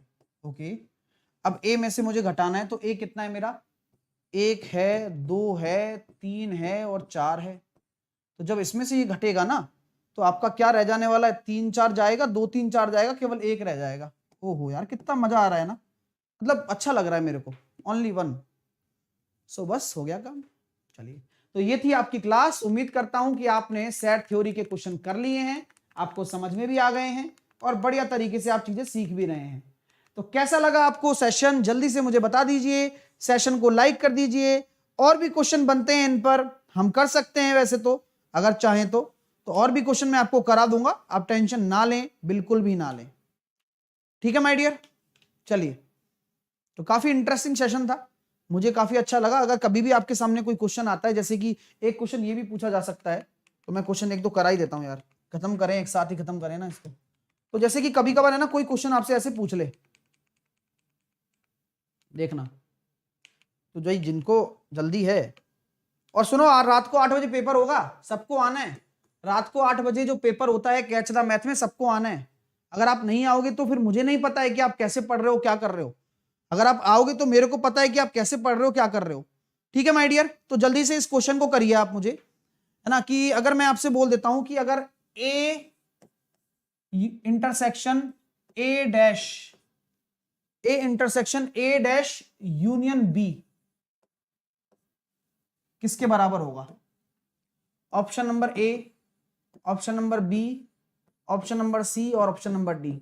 अभी ऑप्शन लिखूंगा, आंसर मत दे देना एबीसीडी पहले कि सर ए के बराबर होगा, ठीक है। हाँ कुछ लोग हैं होशियार चंद। 5 ए यूनियन बी और ए माइनस बी के ऊपर बार, बताइए किसके बराबर होगा। तो अगर ऐसा कुछ आ जाए ना तो मेरा आपसे एक ही कहना है कि आप है ना एक काम कर लिया करो, 3 सेट मान के रख लिया करो, 1 2 3 4 5 6 मान लो ऐसी मान के रख सकते हो आप, आपका आंसर निकल जाएगा अपने आप। आपने अपने आप ए बना लिया, अपनी मर्जी से बना सकते हो। आपने ए बना लिया 1 2 3 4, आपने बी बना लिया कितना 3 4 5 6 बना लिया आपने, ठीक है। अब ये मान लिया करो, क्योंकि जब आपको सेटिस्फाई कराना हो ना तो आपको कोई वैल्यू मान लेनी चाहिए, मेरा मानना ये है। अब मैं कहता हूं पहले मैं ए डैश निकालूंगा, तो पहले ए डैश निकाल भाई। पहले ए डैश निकाला मैंने तो कितना निकल कर आया, 5 6, अब 5 6 का मैंने यूनियन लेना है बी से। अब 5 6 का मैं यूनियन लूंगा बी से, तो मेरे पास क्या निकल के आने वाला है, ए डैश यूनियन बी। तो ए डैश यूनियन बी मेरे पास क्या निकल कर आएगा, वही आएगा 3 4 5 6, है ना, क्योंकि 5 6 तो कॉमन ही है, यूनियन है तो सब कुछ आ गया। अब मुझे इसका इंटरसेक्शन लेना है ए से। अब मुझे इसका इंटरसेक्शन लेना है ए से, तो ए से मैंने अगर इंटरसेक्शन लेना है तो 3 और 4, तो मेरा आंसर होगा 3 और 4। अब 3 और 4 कौन सा आंसर हो सकता है, अगर मैं 5 देखूंगा, नल तो होगा नहीं, ए होगा नहीं, ए यूनियन बी होगा क्या, ए यूनियन बी भी नहीं होगा। अब ए माइनस बी बार ये है क्या, ये भी चेक करना पड़ेगा भाई मेरे को। तो मैं देखता हूं इसमें से मेरे पास कितना बचा, 1 2, तो ए माइनस बी बार मैं करूंगा तो 3 4 आ रहा है क्या, बोलो यस। मजा आ गया क्या, क्या आपका यही आंसर है, एक बार आप चेक कर लीजिए। अगर ये हुआ तो मैं खुशी के मारे, मतलब क्या कहें, लेकिन ये तो आंसर है ही नहीं, आंसर तो कुछ और है इसका, है ना। तो कहीं ना कहीं तो गड़बड़ हुई है भाई साहब, बिल्कुल हुई है, यूनियन में कोई गड़बड़ हुई है। अच्छा अच्छा, डिसजॉइंट है अपना, सही है ना, सही है, सही अपना सही है, ठीक है ना, अपना सही है, वो डिसजॉइंट है ना। चलिए, तो डी ही होगा, यही आंसर है ना। तो चलो अच्छी बात हुई। तो ये आपकी कहानी है, आप इस तरह से मान सकते हैं, इस तरह से आप निकाल सकते हैं, ठीक है। तो ये आपको सब कुछ आना चाहिए, सेट के बारे में जो भी मैंने आपको पढ़ाया है ना। तो इस तरह की कोई भी चीजें होती हैं। अब एक आध फॉर्मूले भी लिख लीजिए जो जरूरी भी हैं आपके लिए, जो वेन डायग्राम के थ्रू बाकी क्वेश्चन हो जाएंगे, ये वेन डायग्राम का ही पार्ट है इसलिए ऐसा हुआ, ठीक है। फॉर्मूला क्या होते हैं आपने अक्सर पढ़ा होगा, हाँ ठीक है, आपने अक्सर पढ़ा होगा, क्या है भाई, अक्सर आपने एक चीज देखी होगी कि कभी कभार आपके पास बोला जाता है कि ए और बी आपके क्या हैं, फाइनाइट सेट हैं। आपके क्या है, ए और बी आपके क्या है, एक फाइनाइट सेट है। ए और बी क्या है, आपके फाइनाइट सेट हैं। अगर मैंने आपसे बोला है कि अगर ए और बी आपके फाइनाइट सेट हैं तो एन ए यूनियन बी किसके बराबर होगा, याद आ रहा है कुछ, हम कैसे लिखते हैं, एन ऑफ ए, बात वही है, वेन डायग्राम वाली बात ही कर रहा हूं, कुल मिलाकर बात ये है, माइनस कर देते हैं N of A intersection B, याद आ रहा है ना, कॉमन वाला पार्ट घटा देते हैं, है ना। तो ये वही वाली फॉर्मूले हैं, इसलिए मैं इन सब चीजों को लिखाता नहीं हूं, ठीक है। हाँ चलिए, तो अच्छा लग रहा है भाई, सीखा बहुत कुछ आपने। रात को 8 बजे सेशन होगा, उसमें आओगे या नहीं आओगे, पहले ही बता दो, क्योंकि ये उनके लिए जो सिलेक्शन के लिए पढ़ रहे हैं। रात को 8 बजे अनअकैडमी पर, आज 2 जनवरी है, कल भी हुआ था, पेपर कराता हूं एक्सपेक्टेड पेपर। जिनको सिलेक्शन लेना है, जिनको वाकई में आग है, जुनून है कि भैया इस साल नौकरी लेकर रहूंगा, मेरे को ये बिल्कुल फर्क नहीं पड़ता कि मेरा पेपर हो गया है नहीं हो गया है, क्योंकि मैं आपको करवाऊंगा तैयारी सीबीटी 2 की भी, और मैं करवाऊंगा आपके सिलेक्शन का पूरा इंतजाम। आप बस पढ़ते रहिए, यही है बस आपका काम। पंचायती में ना फंसे, पढ़ाई पर ध्यान दें। गांव के दादाजी जब दादाजी हैं तो वो बन रहे हैं, आपको बनने की जरूरत नहीं है। दुनिया की भीड़ में 5-6 लोगों के साथ में बैठना बहुत आसान है जॉब लगाने के बाद में, तब अपनी अपनी सेखी झाड़ लेना। लेकिन अगर लाइफ में कुछ अचीव करना है तो अभी आपको सबसे जरूरी काम है पढ़ लेना। अगर आप वो नहीं पढ़ोगे, अगर आपको लगता है कि मैंने तो कर लिया है, मेरा तो काम हो गया है, तो मैं आपसे यह कहना चाहूंगा कि लाइफ का सिंपल सा फंडा है कि जब तक जियोगे तब तक सीखते रहोगे, और जिस दिन चले गए उस दिन सीखना बंद होगा। तो लर्निंग कभी खत्म नहीं होती डियर स्टूडेंट्स। अगर आप एक क्लास में आ रहे हो और आपको सब कुछ आता है, तो सब कुछ आने का मतलब ये नहीं है, सब कुछ आने का मतलब ये है कि मैं कितना फास्ट कर सकता हूं, अब मुझे स्पीड पर काम करना है अगर मेरे को आता है। और ऐसा कभी नहीं होगा कि सब कुछ आ जाए, क्यों, क्योंकि 100% तो किसी को ही नहीं आया आज तक, ठीक है। तो याद करना इन चीजों को, रात को 8 बजे आना मत भूला करो। कुछ चर्चा भी करते हैं आपके लिए, भविष्य की बातें भी की जाती हैं। पेपर देने से पहले एक बार रिवीजन क्लास जरूर देखकर जाना, मैंने पढ़ाई है। जिनका पेपर है भैया वो एनालिसिस के लिए नंबर लिख लो, इस नंबर पर व्हाट्सअप कर दिया करो क्वेश्चन आए तो। रात को 8 बजे आपका सेशन होता है, इस सेशन को जरूर लो डियर स्टूडेंट, क्योंकि इससे बेस्ट सेशन पूरे भारत देश में नहीं चल रहा है। आपको मैं ये वास्तविकता से बता देता हूं, मेहनत वही इंसान करा सकता है जो कराता आ रहा है। वो इंसान एक दिन में कभी मेहनत नहीं करा सकता। अरे लो ये पढ़ लो, अरे भाई ये पढ़ने से अगर सिलेक्शन हो जाता तो उस बच्चे को जो 2 साल से पढ़ाया जा रहा है उसने क्या अलग सीखा? उसने सीखा है तजुर्बा, उसने सीखा है क्वेश्चन को पढ़ने का सही तरीका, उसने सीखा है कि कैसे क्वेश्चन को मैं 5 सेकंड में सॉल्व करूं। एक दिन में पढ़ने से, या मैं कह दूं अच्छा दोस्तों ये 50-100 पन्नों या 500 पन्नों की पीडीएफ दे रहा हूं, आप पढ़ लेना, पेपर इसी में से आएगा। लेकिन बच्चे के दिमाग में यह प्रश्न उठता है कि भैया पढ़ूं कैसे, ये मजाक है क्या? तो सबको पता है कि पेपर कहां से आएगा। अरे देखो रोमबस का क्वेश्चन आ गया, रोमबस मैंने कराया था, हां कराया था, लेकिन क्वेश्चन कितने कराए महाराज? मैटर करता है कि तुमने कितनी प्रैक्टिस की है, उससे तुम्हारा क्या फायदा हो गया। इसलिए कहता हूं कि एग्जाम से 2 दिन पहले पढ़ाई नहीं हुआ करती है। एग्जाम अगर क्रैक करना है तो वेरी फर्स्ट डे से लगना पड़ता है, और वो सिलेक्शन वाले बच्चे अपने आप लग जाते हैं। उनको कोई मतलब नहीं होता, उनको अगर अलग चीज पढ़नी होती है तो वो पढ़ते हैं, लेकिन उनको इस वजह से उस तरह से कोई टेंशन नहीं होती है कि उनको करना क्या है। उनको सिर्फ पता रहता है कि मुझे इस तरह से पढ़ाई करनी है। तो कहां आप में कमी है, आप उस कमी को निकाल दीजिए, बाहर निकाल के लात मार के फेंक दीजिए कमी को, क्योंकि कमियां तो हर किसी के अंदर होती हैं। ठीक है, तो मैं यही कहना चाहूंगा कि रेगुलर रहें, एग्जाम ओरिएंटेड करा रहा हूं। देखो मैं जितना भी मेहनत कर सकता हूं मेरे विद्यार्थियों के लिए, मैं उससे दुगनी मेहनत करूंगा, दुगनी मेहनत। मेरे को अगर कुछ और भी पढ़ाना तो मैं वो भी पढ़ाऊंगा, लेकिन मैं हिम्मत नहीं हारूंगा, और मैं आपसे भी ये एक्सपेक्टेशंस नहीं रखता। अगर आप मेरे सच्चे विद्यार्थी हो तो कर्मठ बनिए, कर्म करने से ही सफलता मिलेगी, ये ध्यान रखिएगा बस। आप एक दिन में कुछ नहीं होता है डियर, ये ध्यान रखना। अगर मैं आपसे कह दूं ना कि भाई चल एक दिन में आपको रिवीजन करा देता हूं, हाँ रिवीजन मैं उन बच्चों के लिए करवाता हूं, पहले बता रहा हूं, जो विद्यार्थी मेरे से 2 साल पढ़ा है, क्योंकि वो पता है कि उसने ये नोट्स वही हैं जो सर हमें कराते हैं, और वही रिवीजन होता है। एक दिन में तो उसको कुछ समझ में नहीं आएगा जो नया बच्चा आएगा, और सिलेक्शन भी नहीं होता ऐसे बच्चों का, ये आप भी जानते हैं। तो आप बस सिलेक्शन के लिए पढ़िए। मैं हमेशा ये वादा करता हूं आपसे कि अच्छा पढ़ोगे, सिलेक्शन भी होगा, और डेडिकेटेडली पढ़ोगे। एक सिंगल डे आपको छुट्टी नहीं मिलेगी, लेकिन आप पढ़ाई तो करो। यही जुनून होना चाहिए आपके अंदर भी, और मैं यही आपसे उम्मीद भी करता हूं। आप सभी विद्यार्थी में एक जुनून, मतलब होता है ना एक पैशन होना पढ़ाई का। मैं पागल हूं, मैं सन की हूं पढ़ाने के लिए, तो आप सन की क्यों नहीं हो पढ़ने के लिए? सन की बनिए ना, थोड़ा सा बनिए, मजा आएगा आपको लाइफ में। अगर प्रायोरिटी देनी है ना जिंदगी में, तो इस समय को दे लो प्रायोरिटी भैया, क्योंकि यही समय आपके भविष्य बना सकता है। यही समय आपके घर वालों को एक अच्छे मतलब कपड़े पहना सकता है। अगर आपके माँ बापों ने आज तक अच्छे कपड़े नहीं पहने हैं ना, तो ये एक जॉब आपकी कपड़े दिला सकते हैं उनको, और आपके दिए हुए कपड़े उनके लिए महत्वपूर्ण है। आपका पढ़ाना महत्वपूर्ण नहीं है, आपका पढ़ना महत्वपूर्ण नहीं है। आप क्या कर रहे हैं, आप क्या नहीं कर रहे हैं, कितने लोगों से बात कर रहे हैं, कितनी पंचायती में आप रह रहे हैं, उनसे उनको कोई फर्क नहीं पड़ता। उनको फर्क पड़ता है सिर्फ आप जॉब लग जाओ एक बार, फिर आप देखो कि आपको वैसे ही सारा ऊपर बैठा के रखते हैं, फिर और कितना रखेंगे। तो लाइफ में कुछ पाना है ना, तो अभी से मेहनत करो।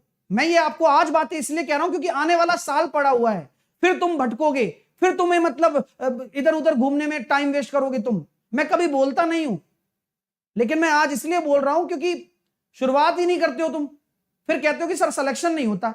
मेहनत करना आता है क्या? रेगुलरिटी रखना आता है तुम्हें? कितनी रेगुलरिटी रखते हो तुम भाई, बताना मेरे को। तुम 10 जगह तो घूमते हो, 50 जगह तुम वीडियो देखते हो, फिर कहते हो सर टाइम नहीं मिलता तुम्हें। एक सोर्स को फॉलो करो, चाहे किसी को भी फॉलो करो, लेकिन कंटिन्यूअस फॉलो करो, तब जाके सफलता मिलेगी। ऐसे नहीं मिलती सफलता तुम जैसे सोच रहे हो। समझ रहे हो मेरी बात?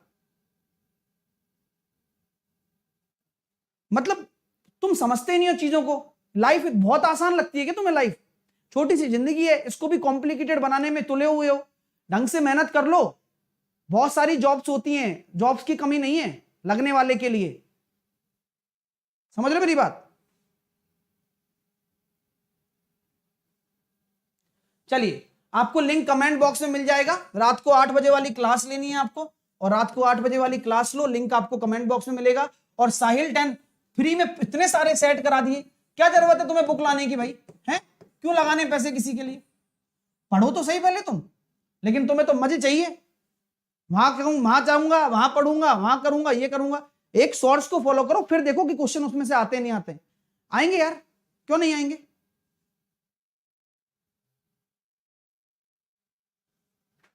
साहिल 10 कोड लगाकर मेरे फ्री प्लान की अगर तुम सारी क्लास भी देख गए ना, ये अगर स्पेशल क्लास सारी भी देख गए ना फ्री वाली, कौन क्या बताओ, इस एसएससी एग्जाम में जाकर स्पेशल क्लास में जाओ, साहिल खंडेलवाल को सर्च करो और मेरी प्रोफाइल में उपस्थित सारी स्पेशल क्लास भी अगर देख गए ना तुम 3 बजे 8 बजे वाली, तो तुम्हारा निहाल हो गया मामला, पूरा का पूरा पेपर आ जाएगा। लेकिन पढ़े तो कोई, कह दो क्या फर्क पड़ता है, जू नहीं रहेंगी हमारे तो आपको कुछ नहीं करना, फ्री प्लान के लिए साहिल 10 कोड लगाना है, फ्री क्लास होती है, आपको डेली ज्वाइन करनी है, सफलता चाहिए तो।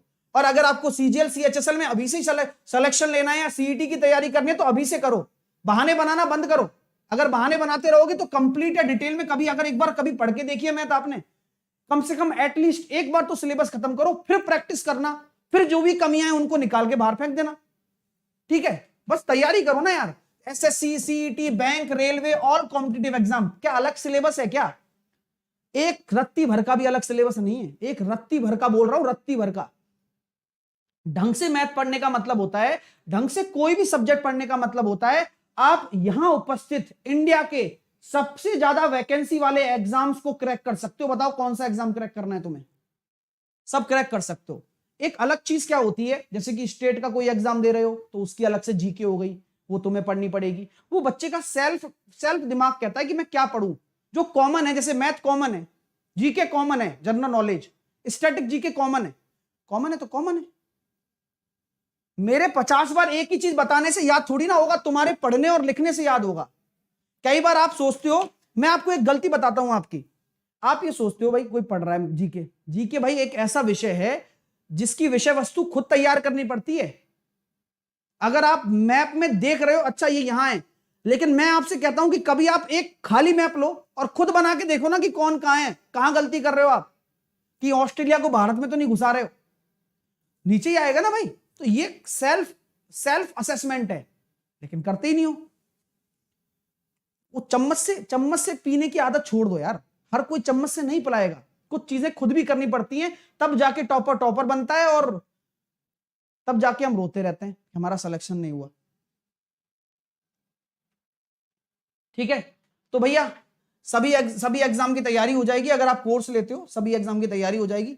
साहिल 10 आपको कोड लगाना है, बिना किसी गैप के तैयारी अभी शुरू कर सकते हो। सीजीएल सीएचएसएल वालों के लिए बात कर रहा हूं, है ना, जिनका तैयारी करना है वो ज्वाइन कर लेना, अभी पैसे नहीं बढ़े हैं, आप अभी ज्वाइन करके अपनी तैयारी शुरू कर सकते हो एसएससी एग्जाम में जाकर। ठीक है, गेट सब्सक्रिप्शन पर जाना, इंडिया के जितने भी एजुकेटर हैं सब यहाँ हैं अनअकैडमी पर, सब यहाँ हैं। इस अनअकैडमी ने सभी एजुकेटर्स को एक ही प्लेटफॉर्म पर ला दिया है, जिससे कि आप कहीं बार बार भगो ही नहीं यार उससे पढ़ना है, अरे सब यहाँ है, किससे पढ़ना है बताओ। इंडिया की जो टॉप मोस्ट फैकल्टी है सब यहाँ अवेलेबल है, पढ़ो ना आप। लेकिन नहीं, एक ही फीस में मिलेगा सब कुछ, साहिल 10 कोड लगाओगे डिस्काउंट भी मिलेगा आपको। ठीक है, तो प्राइस हाई 11 जनवरी कर दिया है, लेकिन हमें उससे कोई लेना देना नहीं है, अभी जोड़ो, आज से ही जोड़ो और पढ़ाई शुरू करो। ठीक है, चलिए, तो साहिल 10 कोड लगाकर आपको कहीं जाना नहीं है, घर में बैठ के आराम से पढ़ाई करनी है, इतने में तो पढ़ाई हो जाएगी जितने में आप किराया लगाते हो आने जाने का। Thank you so much, thank you for watching this video को लाइक और शेयर जरूर कर दीजिएगा। रात को 8 बजे अगली क्लास होने वाली है, रात को 8 बजे अनअकैडमी पर आपको जुड़ना है, और जल्दी ही मैं 3 बजे का सरप्राइज रिवील करने वाला हूं कि 3 बजे अब क्या होने वाला है। सर बढ़िया एक प्लान किया है, कल रात को मैंने बताया भी था, काफी सारी बातें भी की बच्चों से। अच्छा लगता है तुमसे बातें करना, लेकिन समय नहीं होता है, खैर पढ़ाने में ज्यादा उद्देश्य है मेरा। मैं कभी कभार ही बोलता हूं, लेकिन कड़वा बोलता हूं, है ना, मीठा नहीं बोलता मैं, क्योंकि मीठा बोलने वाले तुम्हें सिखा नहीं सकते, सलाह नहीं दे सकते, है ना। वो तो कुछ मोटिवेशन कोई मीठा बोलने से थोड़ी ना मिलता है। मोटिवेशन तो सेल्फ मोटिवेशन होना चाहिए। तुम क्या हो, तुम कितना तुम्हें पता है, कितना तुम्हें आता है, ये तुम्हें पता है भाई, मुझे भी पता है कि मैं भी अभी परफेक्ट थोड़ी ना हूं, मेरे को भी सीखना है बहुत कुछ भाई। अभी तो लाइफ पड़ी है पूरी सीखने के लिए, और हर दिन मैं सीखता जा रहा हूं, कुछ ना कुछ नया पढ़ता जा रहा हूं, गलतियां होती जाती हैं, सीखता जाता हूं, गलतियां करता जाता हूं, सीखता जाता हूं, कोई सर्वश्रेष्ठ नहीं है, समझ लो मेरी बात। तो आप भी अपना ध्यान रखें और चीजों को बेहतर बनाएं, और अपनी लाइफ में आगे बढ़ते जाएं, चीजों को और अच्छा बनाएंगे। ठीक है, take care, love you all, have a nice day. मैं उम्मीद करूंगा कि आपको ये क्लास पसंद आई होगी, अपने दोस्तों तक, अपने प्रियजनों तक ये शेयर जरूर करिएगा। बाय बाय, मिलते हैं रात को 8 बजे, नीचे कमेंट में लिंक है, आपको आना भी है अनअकैडमी पर, डायरेक्ट आइए। ठीक है, टेक केयर। हाँ मैं पढ़ाऊंगा भाई, मेंसुरेशन भी पढ़ाऊंगा, अलजेब्रा पढ़ाऊंगा पहले। ठीक है, ओके। एक कह रहा प्रॉफिट लॉस पढ़ाओ। देख भाई, जिसको पढ़ना है ना यहां से पढ़ो, ठीक है। जिसको पढ़ना है तो पढ़ने के लिए क्या जगह है देखिए। पढ़ने के लिए मैंने आपको कई बार बताया है, यूट्यूब पर जाओ। यूट्यूब पर जाओगे, जैसे ही मैंने सारी चीजें पढ़ाई हुई हैं, मैं आपको सारी चीज दिखा देता हूं, है ना। वाईफाई स्टडी डालो, ठीक है, डाल दिया। चलिए इस पे जाओ, चले गए। जाने के बाद में आप प्लेलिस्ट पर जाओ। प्लेलिस्ट में मैं देखो, मेरी प्लेलिस्ट आपको यहां दिख जाएगी, math by Sahil sir, math by Sahil Khandelwal, ये प्लेलिस्ट है आरआरबी एनटीपीसी की। इस प्लेलिस्ट के अंतर्गत जितने भी आपके वीडियोस हैं वो सब आपको अवेलेबल मिलेंगे, मेरे जितने भी वीडियोस हैं। अब यहां मैंने सब कुछ पढ़ाया हुआ है, लेकिन महाराज जाकर आपको देखना पड़ेगा। क्या करना पड़ेगा?